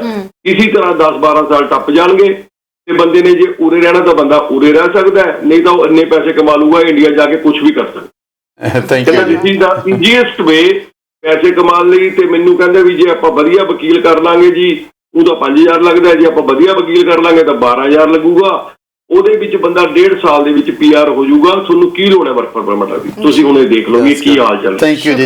ਜਿਹੜੀ ਅਸਾਈਲਮ ਵਾਲੀ ਗੱਲ ਆ, ਜਿਹੜੇ ਮੈਂ ਇੱਕ ਇਹ ਜ਼ਰੂਰ ਗੱਲ ਕਰਾਂਗਾ ਤਰਨ, ਜਿਹੜੇ ਵੀ ਜਿਹੜਾ ਬਾਇਰ ਬਿਵੇਅਰ ਹੈ, ਇੱਕ ਗੱਲ ਹੈਗੀ ਆ, ਕੋਈ ਵੀ ਚੀਜ਼ ਅਸੀਂ ਖਰੀਦਣ ਲੱਗੇ ਹੋਏ ਹਾਂ ਤਾਂ ਮੈਨੂੰ ਪਤਾ ਹੋਣਾ ਚਾਹੀਦਾ ਕਿ ਮੈਂ ਖਰੀਦ ਕੀ ਰਿਹਾ, ਮੈਨੂੰ ਉਹਦੇ ਤੇ ਕੀ ਉਹ ਚੀਜ਼ ਮੇਰੇ ਵਾਸਤੇ ਚੰਗੀ ਹੈ ਜਾਂ ਮਾੜੀ ਹੈ। ਜਦੋਂ ਅਸੀਂ ਇੱਕੋ ਟਰੈਕ ਤੇ ਤੁਰੇ ਜਾਂਦੇ ਹਾਂ, ਸਾਨੂੰ ਕੋਈ ਵੀ ਕਹਿੰਦਾ ਵੀ ਇਸ ਤਰ੍ਹਾਂ ਕਰ ਲਓ, ਅਸੀਂ ਉਹਨੂੰ ਸਵਾਲ ਨਹੀਂ ਕਰਦੇ। ਮੈਂ ਇੱਕ ਥੋੜੀ ਜਿਹੀ ਗੱਲ ਕਰਾਂ, ਹਾਂ ਆਪਣੇ ਸਾਰਿਆਂ ਨਾਲ ਗੱਲ ਕਰਾਂ। ਅਸੀਂ ਵਕੀਲ ਕੋਲ ਜਾਂਦੇ ਹਾਂ, ਅਸੀਂ ਵਕੀਲ ਦੀਆਂ ਗੱਲਾਂ ਸੁਣੀ ਜਾਂਦੇ ਹਾਂ। ਅਸੀਂ ਪਹਿਲਾਂ ਵਕੀਲ ਨੂੰ ਕਦੇ ਇੱਕ ਸਵਾਲ ਕੀਤਾ ਵੀ ਮੈਂ ਤੁਹਾਨੂੰ ਕਿਉਂ ਹਾਇਰ ਕਰਾਂ? ਪੈਸੇ ਮੈਂ ਦੇਣੇ ਮੈਂ ਆ, ਦੇਣੇ ਆ। ਵਕੀਲ ਨੇ ਮੇਰੇ ਵਾਸਤੇ ਕੰਮ ਕਰਨਾ, ਵਕੀਲ ਨੂੰ ਮੈਂ ਹਾਇਰ ਕਰ ਰਿਹਾ, ਮੈਂ ਵਕੀਲ ਨੂੰ ਨੌਕਰੀ ਦੇ ਰਿਹਾ, ਮੈਂ ਉਹਨੂੰ ਪੁੱਛਾਂ ਭਾਈ ਤੂੰ ਮੇਰੇ ਕ੍ਰਾਈਟੇਰੀਆ 'ਚ ਫਿੱਟ ਵੀ ਹੋਣਾ ਕਿ ਨਹੀਂ ਹੋਣਾ। ਅਸੀਂ ਵਕੀਲ ਕੋਲੇ ਇਉਂ ਜਾਂਦੇ ਜਿਵੇਂ ਸਾਨੂੰ ਡਰ ਲੱਗਦਾ ਹੁੰਦਾ, ਉਹ ਘੂਰਦਾ, ਅਸੀਂ ਉਹਦੀ ਗੱਲ ਸੁਣ ਕੇ ਪੈਸੇ ਮੈਂ ਦੇ ਰਿਹਾ, ਕੰਮ ਮੇਰਾ ਹੋਣਾ, ਤੁਸੀਂ ਮੈਨੂੰ ਘੂਰਨ ਵਾਲੇ ਕੌਣ ਹੁੰਦੇ ਹੋ? ਨਹੀਂ ਕਰਨਾ, ਹੋਰ 1000 ਵਕੀਲ ਬੈਠਾ ਸਰ ਉਹਦੇ ਜਦੋਂ ਕੋਲ ਕਿਉਂ ਨਹੀਂ ਅਸੀਂ ਜਾਂਦੇ? ਖੁਦ ਹੀ ਪਹਿਲਾਂ ਕਹਿ ਦਿੰਦੇ ਆ ਨਾ ਜਿਹੜਾ ਮਰਜ਼ੀ ਤਰੀਕਾ ਹੋਵੇ ਬਸ ਸਾਨੂੰ ਉੱਥੇ ਪਹੁੰਚਾ ਦਿਓ ਜਾਂ ਸਾਨੂੰ ਬਸ ਪੱਕੇ ਕਰ ਦਿਓ, ਜਿਵੇਂ ਮਰਜ਼ੀ ਕਰ ਦਿਓ। ਫਿਰ ਉਦੋਂ ਉਹਨਾਂ ਦਾ ਵੀ ਜਿਹੜਾ ਫੀਲਡ ਥੋੜਾ ਜਿਹਾ ਵਾਸ ਹੋ ਜਾਂਦਾ, ਖੁੱਲ ਜਾਂਦਾ ਹੈ ਕਿ ਜਦੋਂ ਅਸੀਂ ਕਹਿ ਦਿੱਤਾ ਜਿਵੇਂ ਮਰਜ਼ੀ, ਫਿਰ ਉਹ ਚਾਹੇ ਇਲੀਗਲ ਵੇ ਹੋਵੇ, ਚਾਹੇ ਇਲੀਗਲ ਵੇ ਹੋਵੇ, ਚਾਹੇ ਕੋਈ ਤੀਸਰਾ ਵੇ ਹੋਵੇ, ਫਿਰ ਉਹ ਆਪਣੇ ਇੱਕ ਇੱਕ ਕਰਕੇ ਵੇ ਖੋਲਣੇ ਸ਼ੁਰੂ ਕਰ ਦਿੰਦੇ ਆ ਵੀ ਇਸ ਤਰੀਕੇ ਨਾਲ ਵੀ ਹੋ ਸਕਦੀ ਹੋ। ਸੋਚ ਤਾਂ ਸਾਡੀ ਆਪਣੀ ਆ ਕਿ ਅਸੀਂ ਕੀ ਉਹਦੇ ਵਿੱਚੋਂ ਅਪਣਾਉਣਾ। ਮੈਂ ਰਾਤ ਦੀ ਗੱਲ ਕਰਦਾ, ਰਾਤ ਮੇਰੇ ਫੋਨ ਤੇ ਮੈਸੇਂਜਰ ਤੇ ਫੋਨ ਆਇਆ ਮੈਨੂੰ ਪੂਰੇ 11:15 ਵਜੇ। ਮੈਂ ਕਹਾਣੀ ਨਹੀਂ ਬਣਾਈ, ਸੱਚੀ ਦੱਸਦਾ, ਮੇਰੇ ਕੋਲ 11:15 ਵਜੇ ਫੋਨ ਆਇਆ ਮੈਨੂੰ, ਇੰਡੀਆ ਤੋਂ ਫੋਨ ਆਇਆ। ਮੈਂ ਕਿਹਾ ਤੁਹਾਨੂੰ ਪਤਾ, ਉਹਨਾਂ ਦਾ ਮੇਰੇ ਕਦੇ ਗੱਲ ਨਹੀਂ ਹੋਈ, ਪਰ ਉਹ ਮੇਰੇ ਤੋਂ ਪਿੱਛੇ ਪੜਦਾ ਸੀਗਾ। ਉਹਦੇ ਚ ਫੋਨ, ਮੈਂ ਕਿਹਾ ਤੈਨੂੰ ਪਤਾ ਇੱਥੇ ਟਾਈਮ ਕੀ ਹੈ? ਘੰਟੀ ਵੱਜੀ ਤੇ ਮੈਂ ਚੱਕ ਲਿਆ, ਜਾਗਦਾ ਸੀਗਾ। ਮੈਂ ਕਿਹਾ ਇੱਥੇ 11:15 ਹੋਇਆ। ਕਹਿੰਦਾ 11:15 ਥੋੜੀ ਹੋਇਆ, ਇੱਥੇ 8:15 ਹੋਇਆ। ਮੈਂ ਕਿਹਾ ਨਹੀਂ 11:15। ਕਹਿੰਦਾ 8:15 ਆ। ਉਹ ਪਹਿਲਾਂ ਇਸ ਗੱਲ ਤੇ, ਮੈਂ ਕਿਹਾ ਨਹੀਂ ਭਰਾਵਾ, ਗੱਲ ਹੈਗੀ ਉਹ 8:15 ਵੈਨਕੂਵਰ ਦੇ ਵਿੱਚ ਹੋਇਆ, ਇੱਥੇ 5 ਟਾਈਮ ਜ਼ੋਨਸ ਹੈਗੇ ਆ, ਉੱਥੇ 11:30 ਗੱਲਬਾਤ ਹੋਈ ਜੀ, ਸਾਡਾ ਅੱਧਾ ਘੰਟਾ ਲੱਗਿਆ ਜੀ। ਉਹਨਾਂ ਦੇ ਬੇਟੇ ਦਾ ਇੱਥੇ ਕਿਸੇ ਨਾਲ ਕੋਈ ਰਿਸ਼ਤੇ ਦੀ ਗੱਲ ਚੱਲ ਰਹੀ ਹੈ, ਜਿਨ੍ਹਾਂ ਰਿਸ਼ਤੇ ਦੀ ਗੱਲ ਚੱਲ ਰਹੀ ਆ ਉਹ ਹਜੇ ਪੱਕੀ ਨਹੀਂ ਹੈ ਲੜਕੀ, ਪਰ ਉਹ ਕਿਸੇ ਵਧੀਆ ਪ੍ਰੋਫੈਸ਼ਨ ਦੇ ਵਿੱਚ ਹੈਗੀ ਆ। ਉਹਨੇ ਮੈਨੂੰ ਸਵਾਲ ਕੀਤਾ ਵੀ ਕਿਵੇਂ ਗੱਲ ਬਣ ਸਕਦੀ? ਮੈਂ ਕਿਹਾ I'm not a immigration consultant first of all. ਦੂਜੀ ਗੱਲ, ਜਿਹੜੇ ਇਮੀਗ੍ਰੇਸ਼ਨ ਕੰਸਲਟੈਂਟਸ ਨੇ, ਜੇ ਤੁਸੀਂ ਇਹ ਕਰ ਸਕਦੇ ਹੋ ਤਾਂ ਉਹਨਾਂ ਨੇ ਜਿਹੜੀ ਤੁਹਾਨੂੰ ਸਲਾਹ ਦੇਣੀ ਹੈ, ਵੈਬਸਾਈਟ ਦੇ ਉੱਤੇ ਸਾਰੀ ਇਨਫੋਰਮੇਸ਼ਨ ਪਈ ਹੈ। ਮੈਂ ਕਿਹਾ ਤੁਸੀਂ ਕੈਨੇਡੀਅਨ ਇਮੀਗ੍ਰੇਸ਼ਨ ਦੀ ਵੈਬਸਾਈਟ ਤੇ ਜਾਓ, ਉਹਨੂੰ ਪੜ੍ਹੋ, ਫਿਰ ਕਿਸੇ ਦੀ ਸਲਾਹ ਲਓ। ਜਿਹੜਾ ਤੁਹਾਨੂੰ ਸਲਾਹ ਦਿੰਦਾ ਉਹਨੂੰ ਕੁਐਸਚਨ ਕਰੋ ਵੀ ਮੈਂ ਤਾਂ ਆਹ ਪੜ੍ਹ ਕੇ ਆਇਆ, ਤੂੰ ਭਾਈ ਮੈਨੂੰ ਆਹ ਕਹਿ ਰਿਹਾ। ਸਾਡੀ ਜਿਹੜੀ, ਅਸੀਂ ਅਣਜਾਣ ਹੈ ਇਸ ਗੱਲ ਤੋਂ, ਅਸੀਂ ਇਹ ਸੋਚਦੇ ਨਹੀਂ, ਅਸੀਂ ਇਹ ਸਮਝਦੇ ਨਹੀਂ ਕਿ ਸਾਨੂੰ ਇਹਦੇ ਬਾਰੇ ਜਾਣਕਾਰੀ ਜ਼ਿਆਦਾ ਚਾਹੀਦੀ ਹੈ, ਤਾਂ ਅਸੀਂ ਵਕੀਲ ਕੋਲੇ ਜਾਈਏ, ਜਿਹੜੀ ਗੱਲ ਦੀ ਸਾਨੂੰ ਸਮਝ ਨਹੀਂ ਆਈ ਸਾਨੂੰ ਉਹ ਸਮਝਾਵੇ। ਅਸੀਂ ਕਹਿੰਦੇ ਤੂੰ ਦੱਸ ਭਾਈ ਕੀ ਕਰਨਾ? ਉਹ ਕਹਿੰਦਾ ਜੀ ਇੰਨੇ ਪੈਸੇ ਲੱਗਣਗੇ, ਤੁਹਾਡਾ ਬੰਦਾ ਕੈਨੇਡਾ ਵਾੜ ਦਿਆਂਗੇ। ਪੱਕਾ ਕਿਵੇਂ ਹੋਣਾ? ਸਰ ਤੁਸੀਂ ਇਹ ਵੀ ਦੇਖੋ ਕਿ ਤੁਸੀਂ 5 ਵਕੀਲਾਂ ਕੋਲ ਜਾਓਗੇ ਨਾ, 5 ਨੇ ਅੱਡੋ ਅੱਡੀ ਰਾਏ ਦੇਣੀ ਆ ਤੁਹਾਨੂੰ। ਤੁਸੀਂ ਉਦੋਂ ਜਾ ਕੇ ਕਨਫਿਊਜ਼ ਹੋ ਜਾਣਾ ਕਿ ਯਾਰ ਉਹਨੇ ਕਹਿ ਦਿੱਤਾ ਸੀ ਬਣ ਨਹੀਂ ਸਕਦਾ, ਉਹਨੇ ਕਹਿ ਦਿੱਤਾ ਮੈਂ ਬਣਾ ਦੂੰਗਾ। ਅਸੀਂ ਇਮੀਗ੍ਰੇਸ਼ਨ ਵਾਲਿਆਂ ਦੇ ਅਗੇਂਸਟ ਨਹੀਂ ਹੈ ਜੀ, ਅਸੀਂ ਵਕੀਲਾਂ ਦੇ ਅਗੇਂਸਟ ਨਹੀਂ ਆ, ਪਰ ਅਸੀਂ ਗੱਲ ਜਿਹੜੀ ਕਰ ਰਹੇ ਹਾਂ ਕਿ ਜੇ ਇਨਫੋਰਮੇਸ਼ਨ ਤੁਹਾਡੇ ਕੋਲੇ ਹੈ, ਬਿਲਕੁਲ ਸਾਰੀ ਇਨਫੋਰਮੇਸ਼ਨ ਕੈਨੇਡੀਅਨ ਇਮੀਗ੍ਰੇਸ਼ਨ ਦੀ ਵੈਬਸਾਈਟ ਤੇ ਪਈ ਹੈ, ਜੇ ਤੁਸੀਂ ਉਹਨੂੰ ਪੜ੍ਹ ਕੇ ਪਹਿਲਾਂ ਨਹੀਂ ਜਾ ਕੇ ਜਾਂਦੇ ਤਾਂ ਤੁਹਾਨੂੰ ਜੋ ਕੁਝ ਵੀ ਅਗਲਾ ਕਹੇਗਾ ਤੁਸੀਂ ਉਹਨੂੰ ਸੱਤ ਵਚਨ ਕਹੋਗੇ। ਤੁਹਾਨੂੰ ਪਤਾ ਹੋਣਾ ਚਾਹੀਦਾ, ਤੁਹਾਡਾ ਆਰਗੂਮੈਂਟ ਹੋਣਾ ਚਾਹੀਦਾ ਵਕੀਲ ਦੇ ਨਾਲ ਵੀ ਆਹ ਜਿਹੜੀ ਤੁਸੀਂ ਮੈਨੂੰ ਗੱਲ ਕਹਿ ਰਹੇ ਹੋ, ਮੈਂ ਜਿਹੜੀ ਪੜ੍ਹੀ ਆ ਉਹ ਆਹ ਕਹਿ ਰਹੀ ਹੈ, ਤੁਸੀਂ ਇਹ ਕਿਹੜੇ ਹਿਸਾਬ ਦੇ ਵਿੱਚ ਕਹਿ ਰਹੇ ਹੋ? ਬਿਲਕੁਲ। ਇਸੇ ਕਰਕੇ ਅਸੀਂ ਮੈਂ ਜਨਵਰੀ 'ਚ ਜਾ ਕੇ ਆਇਆ, ਮੇਰੇ ਮਾਤਾ ਜੀ ਪੂਰੇ ਹੋ ਗਏ ਸੀਗੇ। ਜਿੰਨੇ ਬੋਰਡ ਦੇਖਿਆ ਮੈਂ, ਹਰ 2 ਸਾਲ ਹੀ ਮੈਂ ਇੰਡੀਆ ਜਾਂਦਾ ਰਿਹਾ, ਜਿੰਨੇ ਬੋਰਡ ਉੱਥੇ ਦੇਖੇ ਆ, ਆਈਲੈਟਸ ਦੇ, ਇਮੀਗ੍ਰੇਸ਼ਨ ਦੇ ਆ, ਰਹਿੰਦੇ ਖੁੰਦੇ ਬਾਬਿਆਂ ਦੇ ਆ, ਬਾਕੀ ਜਿਹੜੇ ਕਬੱਡੀ ਕੱਪ ਹੋਣੇ ਆ, ਤੇ ਥਾਂ ਥਾਂ ਤੇ ਜਿੰਨੇ ਲੀਡਰ ਆ ਸਾਰਿਆਂ ਦੀਆਂ ਫੋਟੋਆਂ ਲੱਗੀਆਂ ਹੋਈਆਂ ਨੇ, ਨਾਲ ਆਪਦੀ ਫੋਟੋ ਤੇ ਨਾਲ ਜਾਂ ਕੈਪਟਨ ਦੀ ਹੋਏਗੀ ਜਾਂ ਬਾਦਲ ਦੀ, ਕੁਛ ਵੀ। ਅਸੀਂ ਹੋਰ ਕੁਝ ਕਰਨ ਨੂੰ ਸੋਚਦੇ ਹੀ ਨਹੀਂ, ਅਸੀਂ ਆਪਣੀ ਬੁੱਧੀ ਨੂੰ ਵਰਤੋ। ਅਸੀਂ ਨਿਤ ਅਰਦਾਸ ਕਰਦੇ ਹਾਂ, ਵਿਸਾਦਾਨ, ਭਰੋਸਾਦਾਨ, ਵਿਵੇਕਦਾਨ। ਪਲੀਜ਼ ਵਰਤੋ ਆਪਦੇ ਵਿਵੇਕ ਨੂੰ, ਉਹਨੂੰ ਵਰਤੋ, ਪਤਾ ਲੱਗੇ ਵੀ ਇਹ ਗੱਲ ਹੈ ਕੀ ਆ। ਇਸੇ ਕਰਕੇ ਇੰਨਿਆਂ ਵਿਚਾਰਿਆਂ ਦੀਆਂ ਮੌਤਾਂ ਹੋ ਰਹੀਆਂ ਨੇ। ਤੁਸੀਂ ਵਿਵੇਕ ਦੀ ਗੱਲ ਕੀਤੀ ਆ, ਹੁਣ ਸਭ ਪਾਸੇ ਵੀਡੀਓਜ਼ ਵਾਇਰਲ ਹੁੰਦੀਆਂ ਨੇ, ਸਭ ਪਾਸੇ ਵੀਡੀਓਜ਼ ਪਈਆਂ ਨੇ। ਹੁਣ ਵੀ ਅਜੇ ਵੀ ਬਹੁਤ ਸਾਰੇ ਨੌਜਵਾਨ ਹੋਣੇ, ਹੁਣ ਆਪਾਂ ਪ੍ਰੋਗਰਾਮ ਵੀ ਕਰ ਰਹੇ ਹਾਂ, ਕਿ ਅਜੇ ਵੀ ਕਿਸੇ ਇੱਕ ਅੱਧਾ ਕੋਈ ਇਹ ਜਿਹਾ ਕੋਨਾ ਹੋਣਾ ਜਿਹਨੇ ਕਹਿਣਾ ਕਿ ਐਵੇਂ ਕਰੀ ਜਾਂਦੇ ਆ, ਖੁਦ ਪਹੁੰਚ ਗਿਆ ਤੇ ਹੁਣ ਇਹਨਾਂ ਨੂੰ ਗੱਲਾਂ। ਇਹ ਬੜੀ ਵੱਡੀ ਗੱਲ ਆ। ਅਗਲਾ ਕਹਿੰਦਾ ਤੁਸੀਂ ਪਹੁੰਚ ਕੇ ਮੈਨੂੰ ਕਹਿੰਦਾ ਤੂੰ ਨਾ ਆ। ਫਿਰ ਜਿਹੜਾ ਬੰਦਾ ਇੱਧਰ ਬੈਠਾ ਉਹ ਇਸ ਗੱਲ ਦੀ ਚੁੱਤੀ 'ਚ ਪੈ ਜਾਂਦਾ ਕਿ ਜੇ ਮੈਂ ਆਹ ਕਵਾਂਗਾ ਤਾਂ ਮੇਰੀ ਰਿਸ਼ਤੇਦਾਰੀ 'ਚ ਫਰਕ ਪੈਂਦਾ, ਫਿਰ ਮੈਂ ਕਹਿੰਦਾ ਕੋਈ ਨਾ ਆ ਜਾ। ਪਰ ਆਉਣ ਦਾ ਢੰਗ ਕੀ ਹੈ? ਬਿਲਕੁਲ। ਇਸੇ ਕਰਕੇ ਕਈ ਵਿਚਾਰੇ ਪਹੁੰਚਦੇ ਨਹੀਂ ਹੈ। ਇੰਨਾ ਵਿਖੜਾ ਪਿੰਡ ਹੈ ਜੀ। ਪਲੀਜ਼ ਜਿਹਨੇ ਵੀ ਹੰਡੂਰਸ ਰਾਹੀਂ ਆਉਣਾ ਹੈ, ਜਿਹਨੇ ਐਕਵਾਡੋਰ ਰਾਹੀਂ ਆਉਣਾ ਹੈ, ਜਿਹਨੇ ਮੈਕਸੀਕੋ ਰਾਹੀਂ ਆਉਣਾ ਚਾਹੁੰਦੇ ਆ ਜੀ, ਇਸ ਗੱਲ ਨੂੰ ਲੈ ਕੇ ਚੱਲਿਓ ਕਿ ਬਹੁਤ ਔਖਾ, ਬੜਾ ਵਿਖੜਾ ਪਿੰਡ ਹੈ। ਉਸ ਤੋਂ ਹੋਰ ਬਹੁਤ ਸੌਖੇ ਢੰਗ ਹੈਗੇ ਨੇ ਜੀ ਆਉਣ ਦੇ, ਉਹਨਾਂ ਨੂੰ ਵਰਤਿਆ ਜਾਵੇ, ਪੜ੍ਹ ਲਿਆ ਜਾਵੇ। ਜਿਹੜੇ ਨਵੇਂ ਬੱਚੇ ਹੈਗੇ ਨੇ ਜੀ, ਜ਼ਰੂਰ ਪੜ੍ਹੋ। ਸਾਡੇ ਕੰਟਰੀ ਨੂੰ ਤਾਂ ਬਹੁਤ ਲੋੜ ਹੈ ਜੀ, ਪੜ੍ਹਿਆਂ ਲਿਖਿਆਂ ਦੀ ਬਹੁਤ ਲੋੜ ਹੈ। ਤੁਸੀਂ ਸਟੱਡੀ ਦੇ ਬੇਸਿਸ ਤੇ ਸਾਡੇ ਇੰਨੇ ਬੱਚੇ ਆਏ ਹੋਏ ਨੇ। ਗੋਲ ਸਾਹਿਬ ਨੇ ਕਿਹਾ ਸੀ ਲੜਕੀਆਂ ਬਹੁਤ ਨੇ, ਵੈਸੇ ਜੀ ਸਾਡੇ ਜਿਹੜਾ ਟੋਰਾਂਟੋ ਦਾ ਏਰੀਆ, ਜੀਟੀ ਦਾ ਏਰੀਆ, ਇਹ 'ਚ ਬਹੁਤ ਲੜਕੇ ਨੇ ਜੀ। ਲੜਕੇ ਲੜਕੀਆਂ ਦੋਨੇ ਹੀ ਬਹੁਤ ਨੇ। ਹੋ ਸਕਦਾ BC ਦੇ ਵਿੱਚ ਐਸੀ ਗੱਲ ਹੋਵੇ। ਸਾਡੇ ਬਹੁਤ ਲੋਕ ਹੈਗੇ ਨੇ, ਇੱਥੇ ਆਓ, welcome. One of the beautiful places. ਮੈਂ ਹਮੇਸ਼ਾ ਕਹਿੰਦਾ ਬਹੁਤ ਸੋਹਣਾ ਕੰਟਰੀ ਆ, ਆਪਦੇ ਰਹਿਣ ਵਾਸਤੇ, ਆਪਦੇ ਬੱਚਿਆਂ ਦੇ ਫਿਊਚਰ ਵਾਸਤੇ, ਤੁਹਾਡੇ ਸਾਰਿਆਂ ਦੇ ਫਿਊਚਰ ਵਾਸਤੇ। ਪਰ ਆਓ, ਕੋਸ਼ਿਸ਼ ਕਰੋ ਸਹੀ ਢੰਗ ਦੇ ਨਾਲ ਆਇਆ ਜਾਵੇ। ਬਿਲਕੁਲ ਸਰ, ਤੇ ਇਸ ਮੁੱਦੇ ਤੋਂ ਬਾਅਦ ਹੁਣ ਆਪਾਂ ਥੋੜਾ ਜਿਹਾ ਅਗਲੇ ਮੁੱਦੇ ਵੱਲ ਰੁਖ ਕਰਦੇ ਹਾਂ। ਬਿਲਕੁਲ ਜੀ। BC ਦੇ ਵਿੱਚ ਇਲੈਕਸ਼ਨਸ ਹੋਣ ਲੱਗੀਆਂ ਨੇ, ਸੋ ਅਸੀਂ ਦੇਖ ਰਹੇ ਹਾਂ ਕਿ ਇਲੈਕਸ਼ਨਸ ਨੂੰ ਲੈ ਕੇ ਸਿਰਫ US ਹੀ ਨਹੀਂ ਬਲਕਿ ਕੈਨੇਡਾ ਵਿੱਚ ਵੀ ਮਾਹੌਲ ਗਰਮਾ ਚੁੱਕਿਆ। ਸਭ ਤੋਂ ਪਹਿਲਾਂ BC ਦੇ ਵਿੱਚ ਇਲੈਕਸ਼ਨਸ ਦੀ ਗੱਲ ਕਰ ਲਈਏ। ਇਸ ਵਾਰੀ 22 ਪੰਜਾਬੀ ਉਮੀਦਵਾਰਾਂ ਨੂੰ ਤਿੰਨ ਪਾਰਟੀਆਂ ਨੇ ਚੋਣ ਮੈਦਾਨ 'ਚ ਉਤਾਰਿਆ। NDP ਦੀ ਗੱਲ ਕਰੀਏ, 11 NDP ਦੇ ਉਮੀਦਵਾਰ ਨੇ, 9 ਲਿਬਰਲਸ ਦੇ ਨੇ ਤੇ 2 ਜਿਹੜੇ ਆ ਉੱਥੋਂ ਦੀ ਇੱਕ ਨੈਕਸਟ ਪਾਰਟੀ ਹੈਗੀ ਆ ਉਹਨਾਂ ਨੇ ਉਤਾਰਿਆ ਵਿਜ਼ਨ ਪਾਰਟੀ ਵੀ ਹੈ ਜੀ। ਇੱਕ ਉੱਥੇ ਕਮਿਊਨਿਸਟ ਪਾਰਟੀ ਵੀ ਹੈਗੀ। ਵਿਜ਼ਨ ਪਾਰਟੀ ਦੇ 2 ਉਮੀਦਵਾਰ ਨੇ। ਸੋ ਤੁਹਾਨੂੰ ਕੀ ਲੱਗ ਰਿਹਾ, ਕਿਉਂਕਿ 9 ਰਾਈਡਿੰਗਸ ਤਾਂ ਇਹ ਜਿਹੀਆਂ ਨੇ ਜਿਹਦੇ ਵਿੱਚ ਸਿੱਧਾ ਪੰਜਾਬੀਆਂ ਨਾਲ ਆਮੋ ਸਾਹਮਣੇ ਮੁਕਾਬਲਾ ਆ। ਪਿਛਲੀ ਵਾਰੀ ਤਾਂ 7 ਜਿੱਤ ਗਏ ਸੀ, ਇਸ ਵਾਰੀ ਕਿੰਨੀ ਦੀ ਉਮੀਦ ਲੱਗ ਰਹੀ ਹੈ? ਦੇਖੋ, ਆਪਾਂ ਨਹੀਂ ਕਹਿ ਸਕਦੇ ਜੇ ਕਿਹਾ ਤਾਂ ਹਨੇਰਾ ਜਰੇਗਾ ਕਿਵੇਂ। ਮੁਕਾਬਲਾ ਸਖਤ ਹੈ, ਦੋਨੇ ਪਾਰਟੀਆਂ। ਮੇਨ ਮੁਕਾਬਲਾ ਲਿਬਰਲਸ ਦਾ ਤੇ NDP ਦਾ। ਉਸ ਮੁਕਾਬਲੇ ਵਿੱਚ ਜਿਹੜੀ ਅੱਜ ਖਬਰ ਸਾਹਮਣੇ ਆਈ ਹੈ, ਇੱਕ ਹੈਗੀ ਹੈ ਰਾਈਡਿੰਗ, ਉਹਦੇ ਵਿੱਚ ਕੁਝ 2 ਉਮੀਦਵਾਰਾਂ ਦਾ ਆਪਸ ਵਿੱਚ ਕੁਝ ਨਾ ਕੁਝ ਕਾਨੂੰਨੀ ਝਗੜਾ ਹੋਇਆ। ਉਸ ਝਗੜੇ 'ਚੋਂ ਇੱਕ ਦੇ ਹੱਕ ਦੇ ਵਿੱਚ ਜਿਹੜਾ ਇਲੈਕਸ਼ਨ ਕਮਿਸ਼ਨ ਹੈ ਉਹਨੇ ਫੈਸਲਾ ਦੇ ਦਿੱਤਾ ਹੈ। ਔਰ ਜਿਹੜਾ ਦੋਸ਼ ਲੱਗੇ ਸੀਗੇ ਉਹ ਕੁਛ ਇਸ ਤਰ੍ਹਾਂ ਦੇ ਸੀਗੇ ਕਿ WhatsApp ਦੇ ਉੱਤੇ ਕਾਲਸ ਗਈਆਂ ਨੇ।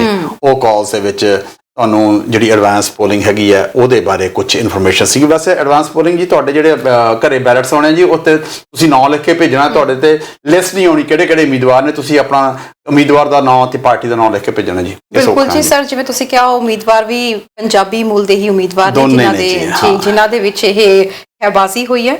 ਬਟ ਇੱਕ ਨੂੰ ਕਲੀਨ ਚਿੱਟ ਦੇ ਦਿੱਤੀ ਗਈ ਹੈ ਤੇ ਹੁਣ ਉਹ ਪਾਰਟੀ ਜਿਹੜੀ ਕਹਿ ਰਹੀ ਹੈ ਦੂਸਰੀ ਧਿਰ ਤੋਂ ਮੁਆਫੀ ਦੀ ਮੰਗ ਕਰ ਰਹੇ ਨੇ। ਬਿਲਕੁਲ, ਹਾਂਜੀ। ਇਹ ਕਾਰਨ ਇਹ ਹੁੰਦਾ ਕਿਉਂ ਹੈ? ਅਸੀਂ ਇਹ ਪਹਿਲੀ ਵਾਰੀ ਨਹੀਂ ਜੀ ਹੋਇਆ। ਇਹ ਸ਼ਾਇਦ ਜਾਲੀ VOTING ਨੂੰ ਲੈ ਕੇ ਕੋਈ ਗੱਲਬਾਤ ਹੋਈ ਸੀ, ਮੁੱਦਾ ਹੋਇਆ ਸੀ ਕਿ ਚੈਟ ਦੇ ਉੱਤੋਂ ਦੀ ਜਿਹੜਾ ਸ਼ੋ ਹੋ ਰਿਹਾ ਕਿ ਤੁਸੀਂ ਜਿਹੜਾ ਡਾਟਾ ਵੋਟਰਸ ਦਾ ਡਾਟਾ ਚੋਰੀ ਕਰਨ ਦੀ ਕੋਸ਼ਿਸ਼ ਕਰ ਰਹੇ ਹੋ, ਉਹਨਾਂ ਦੀ ਤੁਸੀਂ ਨਕਲੀਆਂ ਵੋਟਾਂ ਬਣਾਉਣ ਦੀ ਕੋਸ਼ਿਸ਼ ਕਰ ਰਹੇ ਹੋ। ਇਹਨੂੰ ਲੈ ਕੇ ਉੱਥੇ 2-3 ਦਿਨ ਕਾਫੀ ਉੱਥੋਂ ਦੇ ਸਥਾਨਕ ਚੈਨਲਸ ਤੇ ਉੱਤੇ ਡਿਬੇਟ ਵੀ ਚੱਲੀ ਸੀ। ਸੋ ਹੁਣ ਜਿਹੜੇ ਦੂਜੀ ਧਿਰ ਜਿਹਨੂੰ ਕਿ ਕਲੀਨ ਚਿੱਟ ਮਿਲ ਗਈ ਉਹ ਪੁੱਛ ਰਹੇ ਨੇ ਸਾਰੇ ਤੋਂ ਵੀ ਹੁਣ ਕੀ ਸਾਰੇ ਮਾਫੀ ਮੰਗਣ ਨੂੰ ਤਿਆਰ ਹੈਗੇ ਨੇ। ਸੋ ਵਿਦਆਊਟ ਕੋਈ ਇਨਫੋਰਮੇਸ਼ਨ ਦੇ, ਵਿਦਆਊਟ ਕੋਈ ਐਵੀਡੈਂਸ ਤੇ ਇੱਕ ਦੂਜੇ ਦੇ ਉੱਤੇ ਦੂਸ਼ਣਬਾਜ਼ੀ ਜ਼ਰੂਰ ਹੋਈ ਹੈ ਜੀ। ਉਹ ਗੱਲ ਇਹ ਹੋ ਜਾਂਦੀ, ਫਿਰ ਕਈ ਵਾਰੀ ਅਸੀਂ ਇਹ ਸਮਝਦੇ ਕਿ ਅਸੀਂ ਜਿਹੜੇ ਅਸੀਂ ਇੰਡੀਅਨ ਲੋਕ ਹਾਂ, ਅਸੀਂ ਇਹੋ ਜਿਹਾ ਕੁਝ ਕਰਦੇ ਹਾਂ। ਇਹ ਔਰ ਪਹਿਲੀ ਵਾਰੀ ਨਹੀਂ ਹੋਈ, ਇਹ ਬੜੀ ਪੁਰਾਣੀ ਦੇਰ ਦੀ ਵੀ ਹੁੰਦੀ ਰਹੀ ਹੈ। ਸਾਡੇ ਇੱਥੇ ਇੱਕ ਮੈਂਬਰ ਪਾਰਲੀਮੈਂਟ ਬਣੇ ਸੀਗੇ ਟੋਰਾਂਟੋ ਦੇ, ਮੇਰੇ ਖਿਆਲ ਮਾਰਕਮ ਦਾ ਏਰੀਆ ਸੀਗਾ, ਉੱਥੋਂ ਬਣ ਗਏ ਸੀਗੇ ਉਹ। ਉਹਨਾਂ ਤੇ ਫਿਰ ਦੋਸ਼ ਲੱਗੇ ਸੀਗੇ ਕਿ ਉਹਨਾਂ ਨੇ ਜਿਹੜੀ ਆਪਦੀ ਕੁਆਲੀਫਿਕੇਸ਼ਨ ਹੈ ਉਹਦੇ ਵਿੱਚ LLB ਬ੍ਰੈਕਟ ਦੇ ਵਿੱਚ INT ਲਿਖਿਆ ਸੀਗਾ। ਜਿਹੜਾ ਦੇਖਦਾ ਸੀਗਾ ਉਹ ਇਸ ਤਰ੍ਹਾਂ ਲੱਗਦਾ ਕਿ ਹੀ is LLB in international law. ਪਹਿਲੀ ਤੁਸੀਂ ਇਹੀ ਸੋਚਦੇ ਹੋ। ਫਿਰ ਕੀ ਜੀ ਉਹਨਾਂ ਨੂੰ ਦੋਸ਼ ਲੱਗੇ ਤਾਂ ਉਹਨਾਂ ਨੇ ਕਿਹਾ ਕਿ ਮੈਂ ਲਾਅ ਨਹੀਂ ਕੀਤਾ ਹੈ, ਮੈਂ ਇੰਟਰਮੀਡੀਏਟ ਕੀਤਾ ਸੀ, ਮੈਂ ਪੂਰਾ ਨਹੀਂ ਕਰ ਸਕਿਆ। ਹੁਣ ਮੈਂ ਲਾਅ ਕਰਦਾ ਸੀਗਾ ਜੀ। ਜਦੋਂ ਤੁਸੀਂ ਫਸਟ ਈਅਰ ਦੇ ਵਿੱਚ ਚਲੇ ਜਾਂਦੇ ਹੋ ਤਾਂ ਤੁਸੀਂ ਨਾਲ ਲਿਖਦੇ ਹੋ LLB ਫਸਟ ਈਅਰ ਕਰਦੇ ਹੋ, LLB ਸੈਕੰਡ ਈਅਰ, ਹੈ ਨਾ। ਉਹਦੇ 'ਚ ਜਦੋਂ ਉਹਨੇ ਇਹ ਲਿਖਿਆ ਤਾਂ ਦੋਸ਼ ਉੱਤੇ ਲੱਗੇ ਜੀ। ਅਖੀਰ ਉਹਨੂੰ ਆਪਣੀ ਸੀਟ ਛੱਡਣੀ ਪੈ ਗਈ ਸੀਗੀ। ਲਿਬਰਲ ਪਾਰਟੀ ਦੇ ਸੀਗਾ, ਉਹਨਾਂ ਨੂੰ ਕਾਕਸ 'ਚੋਂ ਕੱਢ ਦਿੱਤਾ। ਫਿਰ ਉਹਨਾਂ ਨੇ ਜਿਹੜੀ ਉਹ ਮਿਆਦ ਪੂਰੀ ਐਜ਼ ਏ ਇੰਡੀਪੈਂਡੈਂਟ ਕੀਤੀ। ਇੱਕ ਕੇਸ ਹੋਰ ਬੜਾ ਵੱਡਾ ਹੋਇਆ ਸੀਗਾ, ਬਰੈਂਪਟਨ ਦੇ ਵਿੱਚ ਹੋਇਆ ਸੀਗਾ ਜੀ। ਇੱਥੇ ਇੱਕ ਉਮੀਦਵਾਰ ਹੈ ਜਿਹੜਾ ਉਹਦਾ ਲਾਸਟ ਨੇਮ ਹੈ ਤੇ ਜਿਹੜਾ ਉਹਦਾ ਫਸਟ ਨੇਮ ਦੇ ਇਨੀਸ਼ੀਅਲਸ ਹੈ, ਕਿਸੇ ਦੂਸਰੀ ਧਿਰ ਨੇ ਇੱਕ ਹੋਰ ਉਮੀਦਵਾਰ ਨਾਲ ਖੜਾ ਕੀਤਾ ਜਿਹਦੇ ਫਸਟ ਇਨੀਸ਼ੀਅਲਸ ਸੇਮ ਸੀ ਤੇ ਲਾਸਟ ਨੇਮ ਦੂਜੇ ਉਮੀਦਵਾਰ ਵਾਲਾ ਸੀਗਾ ਜਿਹੜਾ ਕਿ ਪਹਿਲਾਂ ਬੜਾ ਪਪੂਲਰ ਸੀਗਾ। ਉਸ ਦਾ ਵੀ ਫਿਰ ਰੌਲਾ ਪਿਆ। ਉਹ ਜਿਨ੍ਹਾਂ ਨੇ ਇਹ ਕੰਮ ਕੀਤਾ ਸੀਗਾ ਕਹਿੰਦੇ ਅਸੀਂ ਉਹ 'ਚ ਸਾਰੇ ਆਪਣੇ ਇੰਡੀਅਨ ਹੋਈ ਇਨਵੋਲਵ ਸੀਗੇ।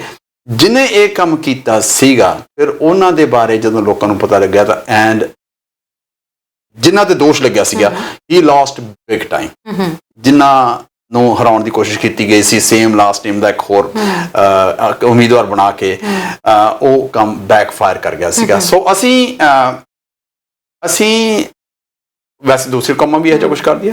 ਰੋਬੋ ਕਾਜ਼ ਦਾ ਇੱਕ ਬਹੁਤ ਵੱਡਾ ਚੱਕਰ ਚੱਲਿਆ ਸੀ, ਜਿਹੜਾ ਕਿ ਦੂਸਰੀ ਕਮਿਊਨਿਟੀਜ਼ ਨੇ ਕੀਤਾ ਸੀ। ਸਾਡੇ ਗਲਫ ਦੇ ਵਿੱਚ ਹੋਇਆ ਸੀਗਾ, ਲੋਕਾਂ ਨੂੰ ਵੋਟਾਂ ਵਾਲੇ ਦਿਨ ਗਲਤ ਥਾਵਾਂ ਤੇ ਉਹਨਾਂ ਨੂੰ ਫੋਨ ਕੀਤੇ ਗਏ ਸੀਗੇ ਕਿ ਤੁਹਾਡਾ ਜਿਹੜਾ ਪੋਲਿੰਗ ਸਟੇਸ਼ਨ ਹੈ ਦੂਜੀ ਥਾਂ ਤੇ ਅਪਰੂਵ ਹੋ ਗਿਆ ਸੀ ਬਾਅਦ ਵਿੱਚ। ਇਹ ਕਿਉਂ ਕਰਦੇ ਹਾਂ ਅਸੀਂ? ਕੀ ਲੋੜ ਹੈਗੀ ਆ? ਜੇ ਸਾਨੂੰ ਇੱਥੇ ਅਸੀਂ ਜਿਹੜੇ ਟੈਕਟਿਕਸ ਅਸੀਂ ਪਿੱਛੇ ਕਰ ਰਹੇ ਹਾਂ, ਸਾਨੂੰ ਮੇਰਾ ਖਿਆਲ ਆ ਜਦੋਂ ਅਸੀਂ ਪਲੇਨ 'ਚ ਚੜ੍ਹਦੇ ਹਾਂ ਅਸੀਂ ਉਹ ਜਿਹੜੀ ਵਰਦੀ ਆ ਲਾ ਕੇ ਪਿੱਛੇ ਛੱਡਿਆ ਕਰੀਏ। ਤੁਸੀਂ ਇਹਨਾਂ ਦੀ ਟੈਕਟਿਕਸ ਦੀ ਗੱਲ ਕੀਤੀ ਆ, ਤੁਸੀਂ ਉਮੀਦਵਾਰਾਂ ਦੀ ਤਾਂ ਗੱਲ ਕੀਤੀ ਆ। ਚੋਣ ਪ੍ਰਚਾਰ 'ਚ ਵੀ ਮੈਨੂੰ ਯਾਦ ਆ ਕਿ ਪਿਛਲੇ ਜਦੋਂ ਸਾਲ ਦੇ ਵਿੱਚ ਅਸੀਂ ਬਾਹਰ ਆਊਟਡੋਰ ਜਾ ਰਹੇ ਸੀ, ਚੋਣ ਪ੍ਰਚਾਰ ਵੇਲੇ ਕਵਰੇਜ ਕਰਨ ਲਈ ਜਾ ਰਹੇ ਸੀ, ਇੱਕ ਮੁੱਦਾ ਬਹੁਤ ਗਰਮਾਇਆ ਸਰ, ਜਿਹੜੇ ਚੋਣ ਪ੍ਰਚਾਰ ਵੇਲੇ ਅਲੱਗ-ਅਲੱਗ ਹੋਰਡਿੰਗਸ ਲੱਗੇ ਹੁੰਦੇ ਘਰਾਂ ਦੇ ਬਾਹਰ, ਕੀ ਕਹਿੰਦੇ ਨੇ, ਮੇਰੇ ਮਨ 'ਚ ਸਾਈਨ ਬੋਰਡਸ, ਬਿਲਕੁਲ, ਉਹ ਚੋਰੀ ਹੋਣ ਦੇ ਮਾਮਲੇ ਸਾਹਮਣੇ ਆਏ ਸੀ ਸਰ, ਜਦ ਕਿ ਬਰੈਂਪਟਨ ਦੇ ਵਿੱਚ ਮੋਸਟਲੀ ਪੰਜਾਬੀ ਉਮੀਦਵਾਰ ਹੀ ਖੜੇ ਹੋਏ ਸੀਗੇ। ਸੋ ਇੱਕ ਦੂਜੇ ਤੇ ਦੂਸ਼ਣਬਾਜ਼ੀ ਕੀਤੀ ਜਾ ਰਹੀ ਸੀ ਕਿ ਉਹਨਾਂ ਦੇ ਸਾਈਨ ਬੋਰਡਸ ਚੋਰੀ ਹੋ ਰਹੇ ਨੇ ਤੇ ਦੂਜੀ ਪਾਰਟੀ ਦੂਜੀ ਧਿਰ ਕਰ ਰਹੀ ਹੈ। ਹਾਲਾਂਕਿ ਵੀਡੀਓਜ਼ ਵੀ ਵਾਇਰਲ ਹੋਈਆਂ ਸੀਗੀਆਂ ਲੋਕਾਂ ਦੇ ਬਾਰੇ, ਇਹ ਵੀ ਆਇਆ ਸੀਗਾ। ਉਸ ਤੋਂ ਬਾਅਦ ਇੱਕ ਗੱਲ ਹੋਰ ਵੀ ਚੱਲੀ ਸੀਗੀ, ਇਹ ਸ਼ਾਇਦ ਕਿਸੇ ਨਾ ਕਿਸੇ ਇਲੈਕਸ਼ਨ ਦੇ ਵਿੱਚ ਜਾ ਕੇ ਹੋ ਜਾਣੀ ਹੈ। ਮੇਰੀ ਗੱਲ ਯਾਦ ਰੱਖ ਕਿ ਕੋਈ ਸਾਈਨ ਬੋਰਡ ਨਹੀਂ, ਕੀ ਕਰਾਉਣਾ ਸਾਈਨਾਂ ਤੋਂ? Science doesn't make a difference. Sign ਸਿਰਫ ਇੰਨਾ ਕੁ ਦੱਸ ਦਿੰਦੇ ਵੀ ਇੱਥੇ ਖੜੇ ਕਿਹੜੇ ਹੈਗੇ ਆ। ਜੇ ਮੈਂ ਵੋਟਰ ਹਾਂ, ਮੈਨੂੰ ਨੌਲੇਜ ਹੋਣੀ ਚਾਹੀਦੀ ਹੈ ਇੱਥੇ ਕਿਹੜੀ ਪਾਰਟੀ ਦਾ ਕਿਹੜਾ ਉਮੀਦਵਾਰ ਆ, ਮੈਨੂੰ ਉਸ ਪਾਰਟੀ ਬਾਰੇ ਪਤਾ ਹੋਣਾ ਚਾਹੀਦਾ ਜਿਹਨੂੰ ਮੈਂ ਵੋਟ ਪਾਉਣੀ। ਮੈਂ ਇਸ ਕਰਕੇ ਨਹੀਂ ਵੋਟ ਪਾਉਣੀ ਤਰਨ ਖੜੀ ਮੈਂ ਤਰਨ ਨੂੰ ਵੋਟ ਪਾਉਣੀ ਹੈ, ਮੈਨੂੰ ਪਤਾ ਹੋਣਾ ਚਾਹੀਦਾ ਇਸ ਪਾਰਟੀ ਦਾ ਏਜੰਡਾ ਕੀ ਹੈ। ਮੈਂ ਫਿਰ ਸਾਈਨ ਬੋਰਡ ਤੋਂ ਕਰਾਉਣਾ ਕੀ ਹੈ? ਸਾਈਨ ਬੋਰਡ ਹੋਣੇ ਵੀ ਨਹੀਂ ਚਾਹੀਦੇ। ਮੈਂ ਇਸ ਦੇ ਹੱਕ ਵਿੱਚ ਨਹੀਂ ਹਾਂ, ਪਰ ਅਸੀਂ ਲੋਕ ਫਿਰ ਖਬਰਾਂ 'ਚ ਆਉਣਾ ਹੁੰਦਾ ਨਾ। ਬਿਲਕੁਲ ਸਰ, ਪਰ ਤੁਸੀਂ ਕੀ ਕਹਿੰਦੇ ਹੋ, ਜਿਹੜੇ ਖਾਸ ਤੌਰ ਤੇ BC ਦੇ ਦਰਸ਼ਕ ਹੈਗੇ ਆ, ਇਸ ਵਾਰੀ ਵੋਟਾਂ ਕੀ ਦੇਖ ਕੇ ਪਾਉਣ? ਏਜੰਡਾ ਦੇਖ ਕੇ ਪਾਉਣ, ਪਾਰਟੀ ਦੇਖ ਕੇ ਪਾਉਣ, ਪੰਜਾਬੀ ਕੈਂਡੀਡੇਟ ਨੇ ਇਹ ਦੇਖ ਕੇ ਪਾਉਣ, ਜਾਂ ਕੀ ਦੇਖ ਕੇ ਪਾਉਣ? ਦੇਖੋ, ਮੈਂ ਇਸ ਗੱਲ ਦੇ ਹੱਕ 'ਚ ਨਹੀਂ ਆ ਕਿ ਅਸੀਂ, ਜੇ ਮੈਂ ਇੰਡੀਅਨ ਹਾਂ, ਮੈਂ ਪੰਜਾਬੀ ਹਾਂ, ਤਾਂ ਮੈਂ ਪੰਜਾਬੀ ਨੂੰ ਵੋਟ ਪਾਵਾਂ। ਜੇ ਅਸੀਂ ਇਹ ਸੋਚ ਕੇ ਚੱਲਾਂਗੇ ਤਾਂ ਦੂਸਰੀਆਂ ਕਮਿਊਨਿਟੀਆਂ ਸਾਨੂੰ ਵੋਟ ਨਹੀਂ ਪਾਉਣਗੀਆਂ। ਅਸੀਂ ਕੀ ਐਕਸਪੈਕਟ ਕਰਦੇ ਹਾਂ? ਜੇ ਉੱਥੇ ਹੋਰ ਦੂਸਰੀ ਕਿਸੇ ਕੌਮ ਦਾ ਬੰਦਾ ਖੜਾ, ਉਹ ਉਹਨੂੰ ਵੋਟ ਪਾਈ ਜਾਣਗੇ। ਤੇ ਅਸੀਂ ਮੋਸਟਲੀ ਠੀਕ ਆ, ਅਸੀਂ ਕਈ ਥਾਵਾਂ ਤੇ ਅਸੀਂ ਮੈਜੋਰਿਟੀ 'ਚ ਹੈਗੇ ਹਾਂ, ਪਰ ਅਸੀਂ ਹਰ ਥਾਂ ਤੇ ਨਹੀਂ ਹੈ। ਜੇ ਅਜਿਹਾ ਕੁਝ ਹੁੰਦਾ ਤਾਂ ਸਾਡੇ ਜਿਹੜੇ ਇਸ ਵੇਲੇ ਇੰਨੇ ਪਾਰਲੀਮੈਂਟ ਦੇ ਵਿੱਚ ਸਾਰੀਆਂ ਪਾਰਟੀਆਂ, ਜਗਮੀਤ ਸਿੰਘ, ਬਿਲਕੁਲ, ਹਾਂਜੀ, ਸਾਰੀਆਂ ਪਾਰਟੀਆਂ ਵੱਲੋਂ ਇਸ ਵੇਲੇ ਜੇ ਸਾਡੇ ਮੈਂਬਰ ਪਾਰਲੀਮੈਂਟਸ ਬਣੇ ਹੋਏ ਨੇ, ਔਰ ਉਹ ਜਿਹੜੀ ਰਾਈਡਿੰਗ ਨੂੰ ਰਿਪਰੈਜ਼ੈਂਟ ਕਰ ਰਹੇ ਨੇ, ਇਹ ਜ਼ਰੂਰੀ ਨਹੀਂ ਹੈ ਕਿ ਉੱਥੇ ਸਾਡੀ ਦੇਸੀ ਵੋਟ ਮੈਜੋਰਿਟੀ 'ਚ ਹੈ। And on top of that, ਗੁੱਸੇ ਵਾਲੀ ਗੱਲ ਨਹੀਂ ਹੈ, ਅਸੀਂ ਦੇਸੀ ਸਾਰੇ ਇੱਕ ਪਾਸੇ ਜਾਂਦੇ ਹੀ ਨਹੀਂ ਹਾਂ। ਮੈਂ ਤਾਂ ਇਸ ਕਰਕੇ ਜਾਣਾ, ਜੇ ਤਰਨ ਦੂਜੇ ਪਾਸੇ ਗਏ ਤਾਂ ਮੈਂ ਇੱਧਰ ਕਿਉਂ ਜਾਵਾਂ, ਮੈਂ ਤਾਂ ਦੂਜੇ ਪਾਸੇ ਜਾਊਂਗਾ। ਸਾਡੀ ਫਿਤਰਤ ਹੈ। ਅਸੀਂ ਇਸ ਕਰਕੇ ਮੈਂ ਨਹੀਂ ਇਹ ਕਹਿੰਦਾ ਕਿ ਅਸੀਂ ਇੱਕੋ ਕੌਮ ਨੂੰ ਦੇਖ ਕੇ ਵੋਟ ਪਾਈਏ, ਅਸੀਂ ਉਸ ਪਾਰਟੀ ਦਾ ਏਜੰਡਾ ਵੀ ਦੇਖੀਏ ਕਿ ਇਹ ਜਿਹੜੀ ਪਾਰਟੀ ਦਾ ਪ੍ਰੋਗਰਾਮ ਹੈਗਾ ਮੇਰੇ ਵਾਸਤੇ ਠੀਕ ਹੈ, ਮੇਰੇ ਬੱਚਿਆਂ ਵਾਸਤੇ ਠੀਕ ਹੈ, ਇਸ ਕੰਟਰੀ ਦੇ ਫਿਊਚਰ ਵਾਸਤੇ ਠੀਕ ਹੈ। ਸਾਨੂੰ ਉਹਨੂੰ ਦੇਖ ਕੇ ਉਸ ਮੈਰਿਟ ਦੇ ਆਧਾਰ ਤੇ ਸਾਨੂੰ ਵੋਟ ਪਾਉਣੀ ਚਾਹੀਦੀ ਹੈ। ਅਸੀਂ ਇਸ ਕਰਕੇ ਨਹੀਂ ਪਾਉਣੀ ਚਾਹੀਦੀ ਕਿ ਇਹ ਸਾਡੇ ਨਾਲ ਦਾ ਬੰਦਾ ਹੈ, ਉਹ ਅਸੀਂ ਵੀ ਫਰੋਮ ਇੰਡੀਆ ਹੈਗਾ, ਬੈਕਗਰਾਉਂਡ ਸਾਡੀ ਸੇਮ ਨਹੀਂ ਹੈ। ਫਿਰ ਜੇ ਬੈਕਗਰਾਉਂਡ ਸੇਮ ਹੈਗੀ ਆ, ਫਿਰ ਅਸੀਂ ਕਹਿੰਦੇ ਆ ਇਹ ਮੇਰੇ ਪਿੰਡਾਂ ਦੇ ਨੇੜੇ ਦਾ, ਜੇ ਦੋਨੇ ਉਸੇ ਪਾਸੇ ਖੜੇ ਫਿਰ ਪਿੰਡਾਂ ਦੇ ਨੇੜੇ ਦਾ ਹੋ ਜਾਂਦਾ। ਮੈਰਿਟ ਦੇ ਆਧਾਰ ਤੇ ਵੋਟ ਪਾਉਣੀ ਚਾਹੀਦੀ। ਬਿਲਕੁਲ ਜੀ। ਤੇ ਸਰ, ਇਸ ਵਾਰੀ ਇਲੈਕਸ਼ਨਸ ਦੀ ਗੱਲ ਕਰੀਏ ਤਾਂ ਇੱਕ ਹੋਰ ਰੈਕਡ ਬਣਿਆ, ਉਹ ਇਹ ਹੈ ਕਿ BC ਦੇ ਵਿੱਚ ਲਗਭਗ 500,000 ਦੇ ਕਰੀਬ ਲੋਕਾਂ ਨੇ ਮੇਲ ਇਨ ਬੈਲਟਸ ਜਿਹੜੀ ਆ ਉਹਦਾ ਪ੍ਰਯੋਗ ਕਰਨ ਦੀ ਇਸ ਵਾਰੀ ਠਾਣੀ ਹੈ ਕਿ ਇਸ ਦਾ ਇਸਤੇਮਾਲ ਕੀਤਾ ਜਾਏਗਾ। 4,70,000 ਦੇ ਕਰੀਬ ਮੇਰੇ ਖਿਆਲ ਦੇ ਵਿੱਚ ਪਹਿਲਾਂ ਹੀ ਉਹਨਾਂ ਨੇ ਕਰ ਚੁੱਕੇ ਆ ਇਸ ਦੇ ਬਾਰੇ ਵਿੱਚ ਆਰਡਰ। ਬਿਲਕੁਲ, ਪਿਛਲੀ ਵਾਰੀ ਤਕਰੀਬਨ 65 ਸੀ, ਔਰ ਇਹ ਪੈਂਡੈਮਿਕ ਦਾ ਅਸਰ ਹੈ ਜੀ। ਲੋਕੀ ਵੋਟ ਪਾਉਣਾ ਜ਼ਰੂਰ ਚਾਹੁੰਦੇ ਆ। ਔਰ ਜਿਵੇਂ ਮੈਂ ਦੱਸਿਆ ਸੀਗਾ ਵੀ ਤੁਹਾਡੇ ਘਰੇ ਜਿਹੜੀ ਬੈਲਟ ਆ ਰਹੀ ਹੈ ਉਹ ਤੇ ਤੁਸੀਂ ਨਾਂ ਹੀ ਖਾਨੇ 'ਚ ਭਰਨਾ। ਉਹ ਤੇ ਇੱਕ ਸਵਾਲ ਹੋਰ ਹੋ ਜਾਂਦਾ, ਤੁਹਾਡੇ ਘਰੇ ਤਾਂ ਬੈਲਟ ਆ ਗਿਆ, ਤੁਸੀਂ ਉੱਥੇ ਨਾਂ ਭਰਨਾ, ਤੁਸੀਂ ਕਿਸੇ ਦਾ ਨਾਂ ਭਰ ਕੇ ਭੇਜ ਸਕਦੇ ਹੋ, ਨਾਲ ਵਾਲਿਆਂ ਦਾ ਭੇਜ ਸਕਦੇ ਹੋ ਕਿ ਨਹੀਂ, ਨਾਲ ਦੀ ਰਾਈਡਿੰਗ ਵਾਲੇ ਦਾ ਭੇਜ ਸਕਦੇ ਹੋ? ਨਹੀਂ, ਤੁਸੀਂ ਭੇਜ ਨਹੀਂ ਸਕਦੇ। ਭੇਜੋਗੇ ਤਾਂ ਉਹ ਤੁਹਾਡਾ ਵੋਟ ਖਰਾਬ ਹੋ ਜਾਏਗਾ, ਕਿਉਂਕਿ ਜਿਹੜੇ ਲਿਫਾਫੇ 'ਚ ਤੁਸੀਂ ਵੋਟ ਪਾ ਕੇ ਭੇਜਣੀ ਹੈ ਉਹ ਤੁਹਾਡੀ ਰਾਈਡਿੰਗ ਨੂੰ ਰਿਪਰੈਜ਼ੈਂਟ ਕਰਦਾ। ਉਹ 'ਚ ਸਹੀ ਉਸੇ ਪਾਸੇ ਨਿਕਲਣਾ ਚਾਹੀਦਾ।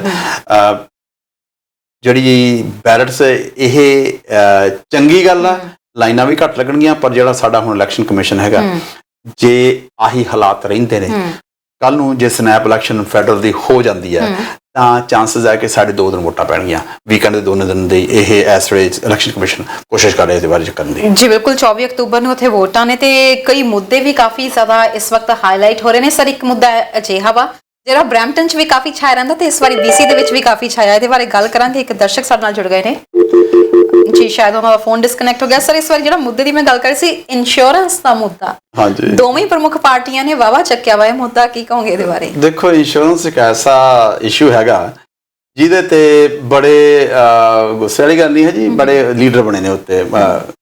ਜਗਮੀਤ ਹੁਣੀ ਇੱਥੋਂ ਇਹੀ ਇਸ਼ੂ ਲੈ ਕੇ ਬਣੇ ਸੀਗੇ ਕਿ ਇੰਸ਼ੋਰੈਂਸ ਦਾ ਮੈਂ ਕੁਝ ਕਰਾਂਗਾ। ਠੀਕ ਹੈ, ਉਹਨਾਂ ਦੀ ਪਾਰਟੀ ਪਾਵਰ 'ਚ ਨਹੀਂ ਆਈ, ਉਹ ਕੁਝ ਨਹੀਂ ਕਰ ਸਕੇ।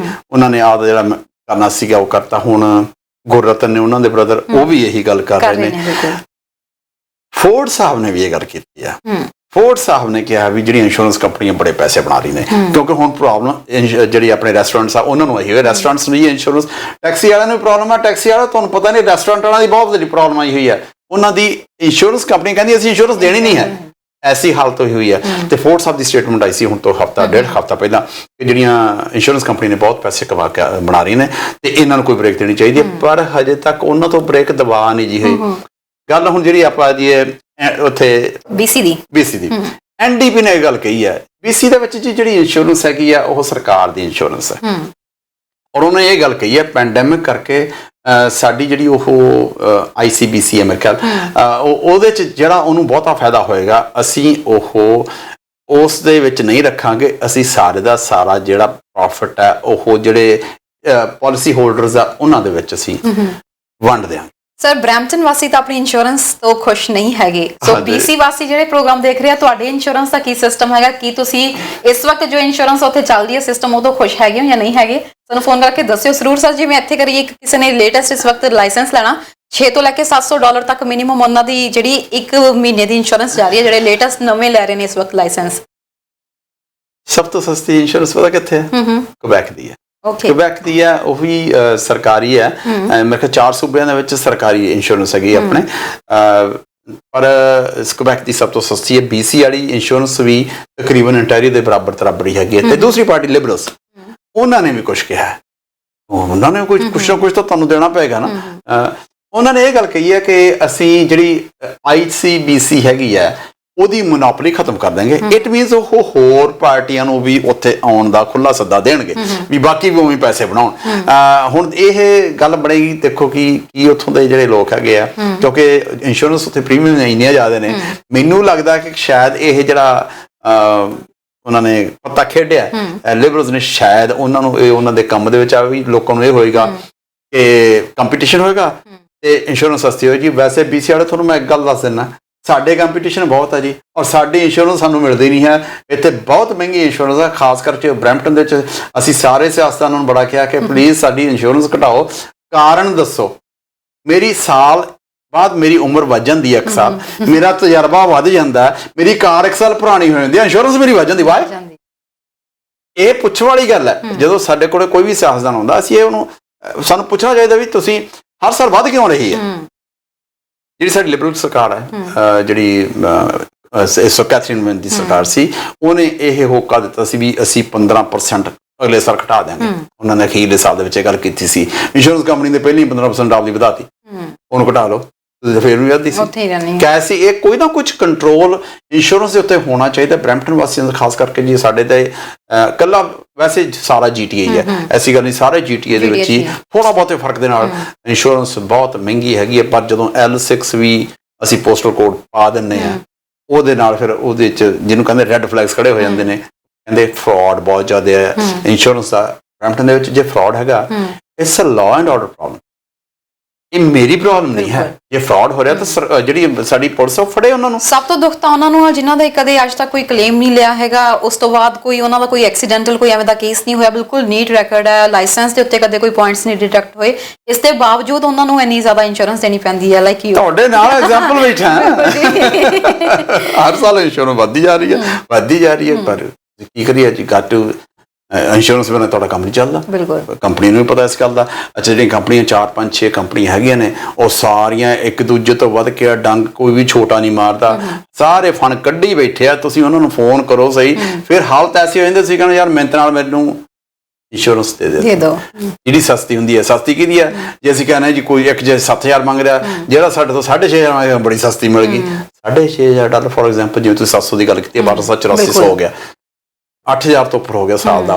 ਹੋ ਸਕਦਾ ਮੇਰੇ ਵਰਗੇ ਕੋਲ ਜਿਹਨੇ ਨਵਾਂ ਕੰਮ ਸ਼ੁਰੂ ਕੀਤਾ, ਉਹਦੇ ਕੋਲ ਤਾਂ 8000 ਦੀ ਕਾਰ ਵੀ ਨਹੀਂ ਹੋਣੀ। ਬਿਲਕੁਲ, ਜਿਹੜੀਆਂ ਕੰਪਨੀਆਂ ਨੇ ਉਹ ਇਹ ਕਹਿੰਦੀਆਂ ਨੇ ਕਿ ਵੀ ਅਸੀਂ ਜਿਹੜੀ ਬਾਅਦ ਚ ਲਾਇਬਿਲਿਟੀ ਅਸੀਂ ਉਹਦੇ ਪੈਸੇ ਲੈਂਦੇ ਹਾਂ, ਠੀਕ ਹੈ ਲੈਂਦੇ ਹੋ, ਪਰ ਜਿਵੇਂ ਜਦੋਂ ਐਕਸੀਡੈਂਟ ਕਰ ਦਿੰਦਾ ਨਾ ਮੇਰੀ ਇੰਸ਼ੋਰੈਂਸ ਜਦੋਂ ਵੱਧ ਜਾਂਦੀ ਹੈ, ਜਾਂ ਤਾਂ ਮੇਰੀ ਵੱਧਦੀ ਨਾ ਹੋਵੇ, ਲਾਇਬਿਲਿਟੀਜ਼ ਹੁੰਦੀਆਂ ਸਭ ਕੁਝ ਹੋ ਰਿਹਾ ਠੀਕ ਹੈ ਦੈਟਸ ਫਾਈਨ, ਪਰ ਨਹੀਂ ਉਹ ਵਧੀ ਜਾ ਰਹੀ ਹੈ, ਮੈਂ ਕਲੇਮ ਕਰਾਂ ਜਾਂ ਨਾ ਕਰਾਂ, ਫਿਰ ਇਸੇ ਕਰਕੇ ਫਰਾਡ ਵੱਧਦਾ। ਕਹਿੰਦਾ ਕਲੇਮ ਤਾਂ ਮੈਂ ਕਰਾਂ ਕਿਉਂ ਨਾ ਕਰਾਂ, ਮੈਂ ਵੱਧ ਦੇਣੀ ਹੈ, ਮੈਂ ਤਾਂ ਅਗਲੀ ਵਾਰੀ 1000 ਹੋਰ ਲੈਣਗੇ, ਕਾਰ ਤਾਂ ਮੈਨੂੰ ਵੀ ਪੇਂਟ ਕਰਾਵਾਂ, ਕਿਉਂਕਿ ਇਹ ਕਰਦੇ ਨੇ ਇਹ ਕਰ ਇਸ ਕਰਕੇ ਕਈ ਲੋਕਾਂ ਨੇ ਘਰੇ ਬੈਠ ਜਾਂਦੇ ਨੇ, ਗਰਦਨਾਂ ਫੜੀਆਂ, ਲੱਕ ਫੜਿਆ ਹੋਇਆ, ਬੈਠੇ ਨੇ, ਉਹਨਾਂ ਦੇ ਪੈਸੇ ਅਸੀਂ ਦੇ ਰਹੇ ਹਾਂ, ਕੁਛ ਨਾ ਕੁਛ ਇਲਾਜ ਤਾਂ ਹੋਣਾ ਚਾਹੀਦਾ। ਬਿਲਕੁਲ ਜੀ। ਤੇ ਸਰ ਇਸ ਤੋਂ ਬਾਅਦ ਨੈਕਸਟ ਟੌਪਿਕ ਦੇ ਉੱਤੇ ਅਸੀਂ ਜਾਣਦੇ ਹਾਂ, BC ਇਲੈਕਸ਼ਨਸ ਦੀ ਗੱਲ ਹੋ ਗਈ ਆ, ਹੁਣ ਇਸ ਵਕਤ US ਇਲੈਕਸ਼ਨਸ ਦੀ ਗੱਲ ਕੀਤੀ ਜਾਵੇ ਤਾਂ ਅੱਜ ਵੀ ਇੱਕ ਹੌਟ ਡਿਬੇਟ ਹੋਣੀ ਹੈ ਕਮਲਾ ਹੈਰਿਸ ਤੇ ਮਾਈਕ ਪੈਂਸ ਦੀ। ਕਮਲਾ ਹੈਰਿਸ ਤੇ ਇੱਕ ਖਾਸ ਤੌਰ ਤੇ ਡਿਮਾਂਡ ਕੀਤੀ ਗਈ ਹੈ ਕਿ ਪਲੈਕਸੀ ਗਲਾਸ ਬੈਰੀਅਰ ਜਿਹੜਾ ਹੈ ਉੱਥੇ ਲਗਾਉਣਾ ਚਾਹੀਦਾ ਹੈ ਕੋਵਿਡ ਕਰਕੇ, ਕਿਉਂਕਿ ਹੁਣ ਜਿਹੜਾ ਦੂਜੀ ਧਿਰ ਡਰ ਚੁੱਕੀ ਹੈ ਕਿਉਂਕਿ ਟਰੰਪ ਖੇਮੇ ਵਿੱਚ ਕੋਵਿਡ ਬਹੁਤ ਜ਼ਿਆਦਾ ਪੈਰ ਪਸਾਰ ਚੁੱਕਿਆ। ਤੁਸੀਂ ਡਿਬੇਟ ਬਾਰੇ ਕੀ ਕਹਿਣਾ ਚਾਹੋਗੇ? ਦੇਖੋ ਜੀ ਇਸ ਕੋਲ ਵੀ ਵੈਰੀ ਇੰਟਰਸਟਿੰਗ ਡਿਬੇਟ, ਔਰ ਅੱਜ ਮੇਰੀ ਡਿਬੇਟ ਸ਼ਾਇਦ ਮੈਂ ਤੁਹਾਨੂੰ ਇੱਕ ਹੋਰ ਗੱਲ ਦੱਸਦਾ, ਇੰਟਰਸਟਿੰਗ ਫੈਕਟ ਦੱਸਦਾ। ਹੁਣ ਜਿਹੜਾ ਟਰੰਪ ਹੈ ਉਹ 45ਵਾਂ ਪ੍ਰੈਜ਼ੀਡੈਂਟ ਹੈ, ਠੀਕ ਹੈ। ਅੱਜ ਜਿਹੜੀ ਡਿਬੇਟ ਹੋ ਰਹੀ ਹੈ ਇਹ ਹੋ ਸਕਦਾ 46ਵੇਂ ਤੇ 48ਵੇਂ ਪ੍ਰੈਜ਼ੀਡੈਂਟ ਦੇ ਬਣ ਜਾਵੇ। ਓਕੇ, ਰੀਜ਼ਨ ਟਰੰਪ ਸਾਹਿਬ ਕੰਮ ਤੋਂ ਵਾਪਸ ਨਹੀਂ ਆ ਸਕਦੇ, ਮਾਈਕ ਪੈਂਸ ਟੇਕ ਓਵਰ ਕਰ ਦਿੰਦਾ, ਹੀ ਬਿਕਮਸ 46th ਪ੍ਰੈਜ਼ੀਡੈਂਟ, ਹਲੇ ਰਹਿੰਦੇ ਆ 20 ਜਨਵਰੀ ਤੱਕ ਹੈ ਟਰਮ। ਇਲੈਕਸ਼ਨ ਦੇ ਵਿੱਚ ਟਰੰਪ ਹਾਰ ਜਾਂਦਾ ਹੈ, ਜੋ ਬਾਈਡਨ ਪ੍ਰੈਜ਼ੀਡੈਂਟ ਬਣ ਜਾਂਦਾ ਹੈ। ਜੋ ਬਾਈਡਨ ਇਸ ਵੇਲੇ 78 ਸਾਲਾਂ ਦਾ, 78 ਸਾਲ ਦਾ। ਜੋ ਬਾਈਡਨ ਨੂੰ ਵੀ ਕੋਵਿਡ ਹੋ ਜਾਂਦਾ ਹੈ, ਬਿਮਾਰ ਹੋ ਜਾਂਦਾ ਹੈ, ਟੇਕ ਓਵਰ ਕੌਣ ਕਰਦਾ ਹੈ? ਕਮਲਾ ਹੈਰਿਸ, ਠੀਕ ਹੈ। ਇਹ ਹੋ ਸਕਦਾ 46ਵੇਂ ਤੇ 48ਵੇਂ ਪ੍ਰੈਜ਼ੀਡੈਂਟ ਦੇ ਵਿੱਚ ਇੱਕ ਡਿਬੇਟ ਹੋਵੇ। It's going to be very interesting debate, ਕਿਉਂਕਿ ਟਰੰਪ ਆਪਣੀ ਡਿਬੇਟ ਦੇ ਵਿੱਚ ਹੀ ਲਾਸਟ ਬਿਗ ਟਾਈਮ, ਚਾਹੇ ਉਹਦੀ ਇਹ ਪਾਲਿਸੀ ਸੀ ਕਿ ਮੈਂ ਇਗਨੋਰੈਂਟ ਬਣਾ, ਮੈਂ ਹਰ ਥਾਂ ਤੇ ਇੰਟਰਪਟ ਕਰਾਂ। ਮਾਈਕ ਪੈਂਸ ਅੱਜ ਉਦੋਂ ਬੈਟਰ ਪਿਕਚਰ ਪੇਸ਼ ਕਰਨ ਦੀ ਕੋਸ਼ਿਸ਼ ਕਰੇਗਾ। ਮਾਈਕ ਪੈਂਸ ਦੀ ਜਿਹੜੀ ਅੱਜ ਦੀ ਦਿਸ ਇਜ਼ ਮਾਈ ਥਿਊਰੀ, ਮੈਂ ਸਮਝਦਾ ਕਿ ਮਾਈਕ ਪੈਂਸ ਜਿਹੜਾ ਅੱਜ ਹੋਏਗਾ ਮੈਲੋ ਡਾਊਨ ਹੋਏਗਾ, ਆਰਾਮ ਨਾਲ ਡਿਬੇਟ ਕਰੇਗਾ, ਡਿਬੇਟ ਆਂਗੂ ਡਿਬੇਟ ਕਰੇਗਾ। ਕਮਲਾ ਹੈਰਿਸ ਥੋੜੀ ਜਿਹੀ ਅਗਰੈਸਿਵ ਹੋਏਗੀ, ਚਾਂਸਸ ਇਹ ਹੈ ਕਿਉਂਕਿ ਕਮਲਾ ਹੈਰਿਸ ਨੂੰ ਇਸ ਵੇਲੇ ਪ੍ਰੂਵ ਕਰਨਾ ਪੈਣਾ ਕਿ ਉਹ ਪਹਿਲੀ ਵਾਰੀ ਵਰਲਡ ਸਟੇਜ ਦੇ ਉੱਤੇ ਆ ਰਹੀ ਹੈ ਕਿ ਉਹ ਜੋ ਬਾਈਡਨ ਨੂੰ ਟੇਕ ਓਵਰ ਕਰ ਸਕਦੀ ਹੈ ਇਨ ਕੇਸ ਆਫ ਐਮਰਜੈਂਸੀ, ਜੇ ਕੁਝ ਹੋ ਜਾਂਦਾ। ਹਾਂਜੀ, ਤੇ ਸਰ ਜਿਵੇਂ ਇੱਕ ਫੀਮੇਲ ਕੈਂਡੀਡੇਟ ਹੈਗੀ ਆ ਵਾਈਸ ਪ੍ਰੈਜ਼ੀਡੈਂਟ ਦੀ, ਤੇ ਇੱਕ ਤਰ੍ਹਾਂ ਨਾਲ ਜੇ ਆਪਾਂ ਦੇਖੀਏ ਤਾਂ ਇਤਿਹਾਸ ਸਿਰਜਣ ਦੇ ਲਗਭਗ ਕਗਾਰ ਤੇ ਉੱਤੇ ਆ, ਉਹਨਾਂ ਦੇ ਵੀ ਇਸ ਵਕਤ ਬਹੁਤ ਜ਼ਿਆਦਾ ਪ੍ਰੈਸ਼ਰ ਹੋਊਗਾ ਡਿਬੇਟ ਦੇ ਵਿੱਚ ਕਿਵੇਂ ਆਪਣੇ ਆਪ ਨੂੰ ਡਿਫੈਂਡ ਕਰਨਾ ਆ, ਕਿਵੇਂ ਤੁਸੀਂ ਅਟੈਕ ਕਰਨਾ ਆ। ਦੂਜੀ ਗੱਲ ਇਹ ਹੈ ਕਿ ਫੀਮੇਲ ਵੋਟਰਸ ਦਾ ਵੀ ਬਹੁਤ ਇਸ ਵਕਤ ਧਿਆਨ ਉਹਨਾਂ ਵੱਲ ਰਹੇਗਾ ਕਿ ਕੀ ਸਰਕਾਰ ਇਸ ਵਕਤ ਕਰ ਸਕਦੀ ਆ, ਵਾਈਸ ਪ੍ਰੈਜ਼ੀਡੈਂਟ ਦੀ ਕਿਵੇਂ ਕੀ ਨੀਤੀਆਂ ਹੋਣਗੀਆਂ, ਸਾਰਾ ਕੁਝ ਫੀਮੇਲਸ ਵੋਟਰ ਇਸ ਵਕਤ ਇਸ ਡਿਬੇਟ ਦੇ ਉੱਤੇ ਬਹੁਤ ਜ਼ਿਆਦਾ ਰਿਲਾਇਬਲ ਰਹਿਣਗੇ। ਇਹਦੇ ਵਿੱਚ female voter, black voters, Asian voters, ਸਭ ਦੀ ਨਿਗਾਹ, ਸਾਰਿਆਂ ਦਾ ਪ੍ਰੈਸ਼ਰ ਕਮਲਾ ਹੈਰਿਸ ਦੇ ਉੱਤੇ ਹੈਗਾ। ਜਿਹੜੀ ਕਮਲਾ ਹੈਰਿਸ ਆ ਜਦੋਂ ਡਿਬੇਟ ਸ਼ੁਰੂ ਹੋਏਗੀ ਪਹਿਲੇ ਕੁਝ ਮਿੰਟਾਂ ਦੇ ਵਿੱਚ ਚਾਂਸਸ ਹੈ ਕਿ ਉਹ ਥੋੜਾ ਜਿਹਾ ਮੈਲੋ ਚੱਲੇਗੀ ਤੇ ਉਸ ਤੋਂ ਮੋਰ ਅਗਰੈਸਿਵ ਹੋਏਗੀ, ਕਿਉਂਕਿ ਜਦੋਂ ਤੁਸੀਂ ਜਿਵੇਂ ਤੁਸੀਂ ਕੰਫਰਟੇਬਲ ਹੁੰਦੇ ਜਾਂਦੇ ਹੋ ਤਾਂ ਉਹਦੇ ਕੋਲੇ ਉਦੋਂ ਮਸਾਲਾ ਬੈਟਰ ਆਏਗਾ। ਔਰ it's going to be a very interesting debate. ਮੈਂ ਹਰੇਕ ਨੂੰ ਰਿਕਮੈਂਡ ਕਰਦਾ ਜੀ ਜ਼ਰੂਰ ਦੇਖੋ, ਬਹੁਤ ਕੁਝ ਪਤਾ ਲੱਗਦਾ ਜਦੋਂ ਡਿਬੇਟਸ ਹੁੰਦੀਆਂ ਨੇ, ਸਮਝ ਆਉਂਦੀ ਹੈ ਕਿ ਪੋਲਿਟਿਕਸ ਕਿੱਧਰ ਨੂੰ ਜਾ ਰਹੀ ਹੈ। ਵੈਸੇ ਜਿਹੜੀ ਨਵੀਂ ਪੋਲਸ ਆ ਰਹੀਆਂ ਨੇ, ਪਿਛਲੀ ਵਾਰੀ ਜਿਹੜੀ ਪੋਲ ਸੀਗੀ ਜਿਹਦੇ 'ਚ ਇੱਕ ਬੜਾ ਵੱਡਾ ਡੈਮੋਗ੍ਰਾਫਿਕ ਹੈ, ਜਿਹੜੇ 1946 ਤੇ 1964 ਦੇ ਵਿੱਚ ਜੰਮੇ ਹੋਏ ਆ, 6-4 ਤੇ 4-6 ਦੇ ਵਿੱਚ ਜੰਮੇ ਹੋਏ ਆ, ਉਹਨਾਂ ਦੇ ਵਿੱਚੋਂ ਬਹੁਤਿਆਂ ਨੇ ਜਿਹੜੀ ਸਪੋਰਟ ਸੀਗੀ ਟਰੰਪ ਦੀ ਕੀਤੀ ਸੀਗੀ। ਇਸ ਵੇਲੇ ਉਹੀ ਡੈਮੋਕ੍ਰੇਟ, ਹੁਣ ਕਹਿੰਦੇ ਗ੍ਰੇ ਪਾਵਰ, ਸਾਰੇ ਦੇ ਚਿੱਟੇ ਵਾਲਾਂ ਵਾਲੇ ਨੇ, ਉਹ ਜਿਹੜੀ ਪਾਵਰ ਹੈ ਇਸ ਵੇਲੇ ਸਮ ਪਲੇਸਿਸ, ਸਮ ਜਿਹੜੀਆਂ ਪੋਲਸ ਆ ਉਹਦੇ ਵਿੱਚ 21% ਤੱਕ ਅੱਗੇ ਆ, ਉਹ ਜ਼ਿਆਦਾ ਸਪੋਰਟ ਕਰ ਰਹੇ ਨੇ ਜੋ ਬਾਈਡਨ ਦੀ। ਜੇ ਉਹ ਇੰਨਾ ਵੱਡਾ ਗਰੁੱਪ ਜੇ ਜੋ ਬਾਈਡਨ ਦੀ ਕਰ ਰਿਹਾ ਤਾਂ ਟਰੰਪ ਦੇ ਚਾਂਸਸ ਘਟਦੇ ਜਾ ਰਹੇ ਨੇ, ਕਿਉਂਕਿ overall Trump is behind 10 to 14 points. ਤੇ ਜਿਹੜੇ ਗਰੁੱਪ ਕਰਕੇ ਪਿਛਲੀ ਵਾਰੀ ਟਰੰਪ ਜਿੱਤਿਆ ਸੀਗਾ, ਉਹ ਗਰੁੱਪ ਇਸ ਵੇਲੇ ਬਾਈਡਨ ਦੀ ਬੈਕਿੰਗ ਕਰ ਰਿਹਾ ਤਾਂ ਚਾਂਸਸ ਹੈ ਕਿ ਇਹ ਵਨ ਟਾਈਮ ਪ੍ਰੈਜ਼ੀਡੈਂਟ ਹੋਣਗੇ। ਪਰ ਜਿਹਨੂੰ ਕਹਿੰਦੇ ਕਾਣੀ ਦੇ ਵਿਆਹ 'ਚ 100 ਜੋਖਾਂ, so many slips between cup and the lips, ਅਜੇ ਬਾਕੀ ਆ ਦਿਨ ਸਟੋਰੀ ਤਾਂ ਰਹਿੰਦੀ ਹੈ। ਬਿਲਕੁਲ ਜੀ ਸਰ, ਜਿਵੇਂ ਉਧਰ ਟਰੰਪ ਸਾਹਿਬ ਦੀ ਗੱਲ ਕਰ ਲਈ, ਉਹਨਾਂ ਦਾ ਜੋ ਹਾਲ ਹੀ ਵਿੱਚ ਬਿਆਨ ਆਇਆ, ਕਹਿੰਦੇ ਜਿਹੜਾ ਫੇਕ ਮੀਡੀਆ ਵਾ ਉਹ ਸਿਰਫ ਕੋਵਿਡ ਦੇ ਉੱਤੇ ਕਹਿੰਦੇ ਡਿਸਕਸ਼ਨ ਕਰ ਰਿਹਾ। ਇਸ ਵਕਤ ਯੂਐਸ ਦੇ ਵਿੱਚ ਕਿੰਨੇ ਵਧੀਆ ਤਰੀਕੇ ਨਾਲ ਅਸੀਂ ਇਕਨੋਮੀ ਨੂੰ ਉੱਪਰ ਲੈ ਕੇ ਗਏ ਹਾਂ, ਸਟਾਕ ਮਾਰਕੀਟ ਕਿੰਨੀ ਜ਼ਿਆਦਾ ਉੱਪਰ ਜਾ ਰਹੀ ਆ, ਇਹਦੇ ਬਾਰੇ ਕੋਈ ਡਿਸਕਸ ਹੀ ਨਹੀਂ ਕਰ ਰਿਹਾ। ਜੌਬਸ ਅਸੀਂ ਕਿੰਨੀਆਂ ਨਵੀਆਂ ਵਾਪਸ ਲੈ ਕੇ ਆਏ ਆ, ਇਹਦੇ ਬਾਰੇ ਫੇਕ ਮੀਡੀਆ ਡਿਸਕਸ ਨਹੀਂ ਕਰ ਰਿਹਾ, ਸਿਰਫ ਕੋਵਿਡ ਦੇ ਮਗਰ ਲੱਗਿਆ ਹੋਇਆ। ਉਹ ਚੰਗੀ ਗੱਲ ਆ ਜੇ ਨਹੀਂ ਕਰ ਰਿਹਾ, ਕਿਉਂਕਿ ਜਿਹੜੀਆਂ ਜੌਬਸ ਦੇ ਨੰਬਰਸ ਮਿਸਟਰ ਟਰੰਪ ਨੇ ਡਿਊਰਿੰਗ ਦਾ ਡਿਬੇਟ ਦੇ, ਤੁਸੀਂ ਸਾਰੇ ਗਲਤ ਸੀਗੇ, ਜਿਹੜੀਆਂ ਜੌਬਸ ਆ ਅੱਗੇ ਨਾਲੋਂ ਗਈਆਂ ਨੇ।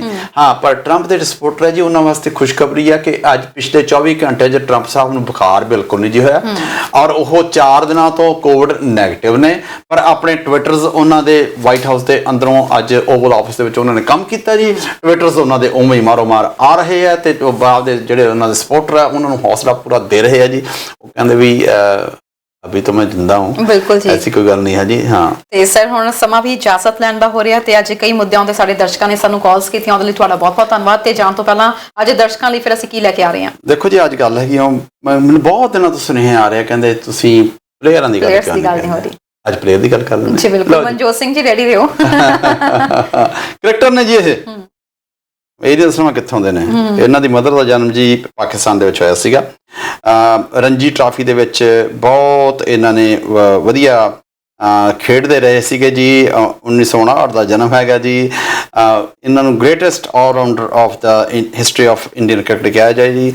ਵਿਜ਼ਡਨ ਜਿਹੜੀ ਹੈਗੀ ਆ ਜੀ, ਉਹਨਾਂ ਨੇ ਇਹਨੂੰ Indian cricketer of the century 2002 ਦੇ ਵਿੱਚ ਕਿਹਾ ਸੀਗਾ ਜੀ। ਇਹਨਾਂ ਨੇ ਇਹ ਇੱਕ ਐਸਾ ਪਲੇਅਰ ਹੈ ਜੀ ਜਿਹਨੇ ਨੈਸ਼ਨਲ ਕੋਚ ਵੀ ਰਿਹਾ ਜੀ, ਤਕਰੀਬਨ 1999 2000 ਦੇ ਵਿੱਚ ਰਿਹਾ ਜੀ। ਇਹ ਜਦੋਂ ਰਿਟਾਇਰ ਹੋਇਆ ਉਸ ਵੇਲੇ ਇਹ ਹਾਈਐਸਟ ਵਿਕਟ ਟੇਕਰ ਸੀਗਾ ਕ੍ਰਿਕਟ ਹਿਸਟਰੀ ਦੇ ਵਿੱਚ। ਉਸ ਸਮੇਂ ਕੋਟਨੀ ਵਾਸ਼ ਨੇ ਇਹਨਾਂ ਦਾ ਤੋੜਿਆ ਜੀ। ਉਹਨਾਂ ਨੇ ਇੱਕ ਹੀ ਇਹ ਐਸਾ ਪਲੇਅਰ ਸੀਗਾ ਜੀ ਜਿਹਨੇ 400 ਵਿਕਟਾਂ ਵੀ ਲਈਆਂ ਨੇ ਤੇ 5000 ਰਨ ਵੀ ਕੀਤੇ ਨੇ। ਹੁਣ ਤੁਹਾਨੂੰ ਮੈਂ ਹੋਰ ਕੀ ਇੰਨੇ ਤਾਂ ਦੱਸੋ, ਹੁਣ ਹੋਰ ਬਾਕੀ ਤਾਂ ਹੁਣ ਮੈਂ ਤੁਹਾਨੂੰ ਕੀ ਕੋਈ ਵੀ ਰਿਪਲਾਈ ਨਹੀਂ ਆ ਰਿਹਾ, ਨਾ ਸਾਨੂੰ ਕੋਈ ਕਾਲ ਆਈ ਹੈ ਤੇ ਨਾ ਹੀ ਕਿਸੇ ਦਰਸ਼ਕ ਨੇ ਅਜੇ ਤੱਕ ਇਹ ਬੁੱਝਣ ਵਿੱਚ ਕਾਮਯਾਬ ਰਹੇ ਨੇ। ਬਾਲੀਵੁੱਡ ਤਾਂ ਹੁੰਦਾ ਮਿੰਟ ਚ ਉਹਨਾਂ ਨੂੰ ਰਿਪਲਾਈ ਇਹਨਾਂ ਨੇ ਜੀ।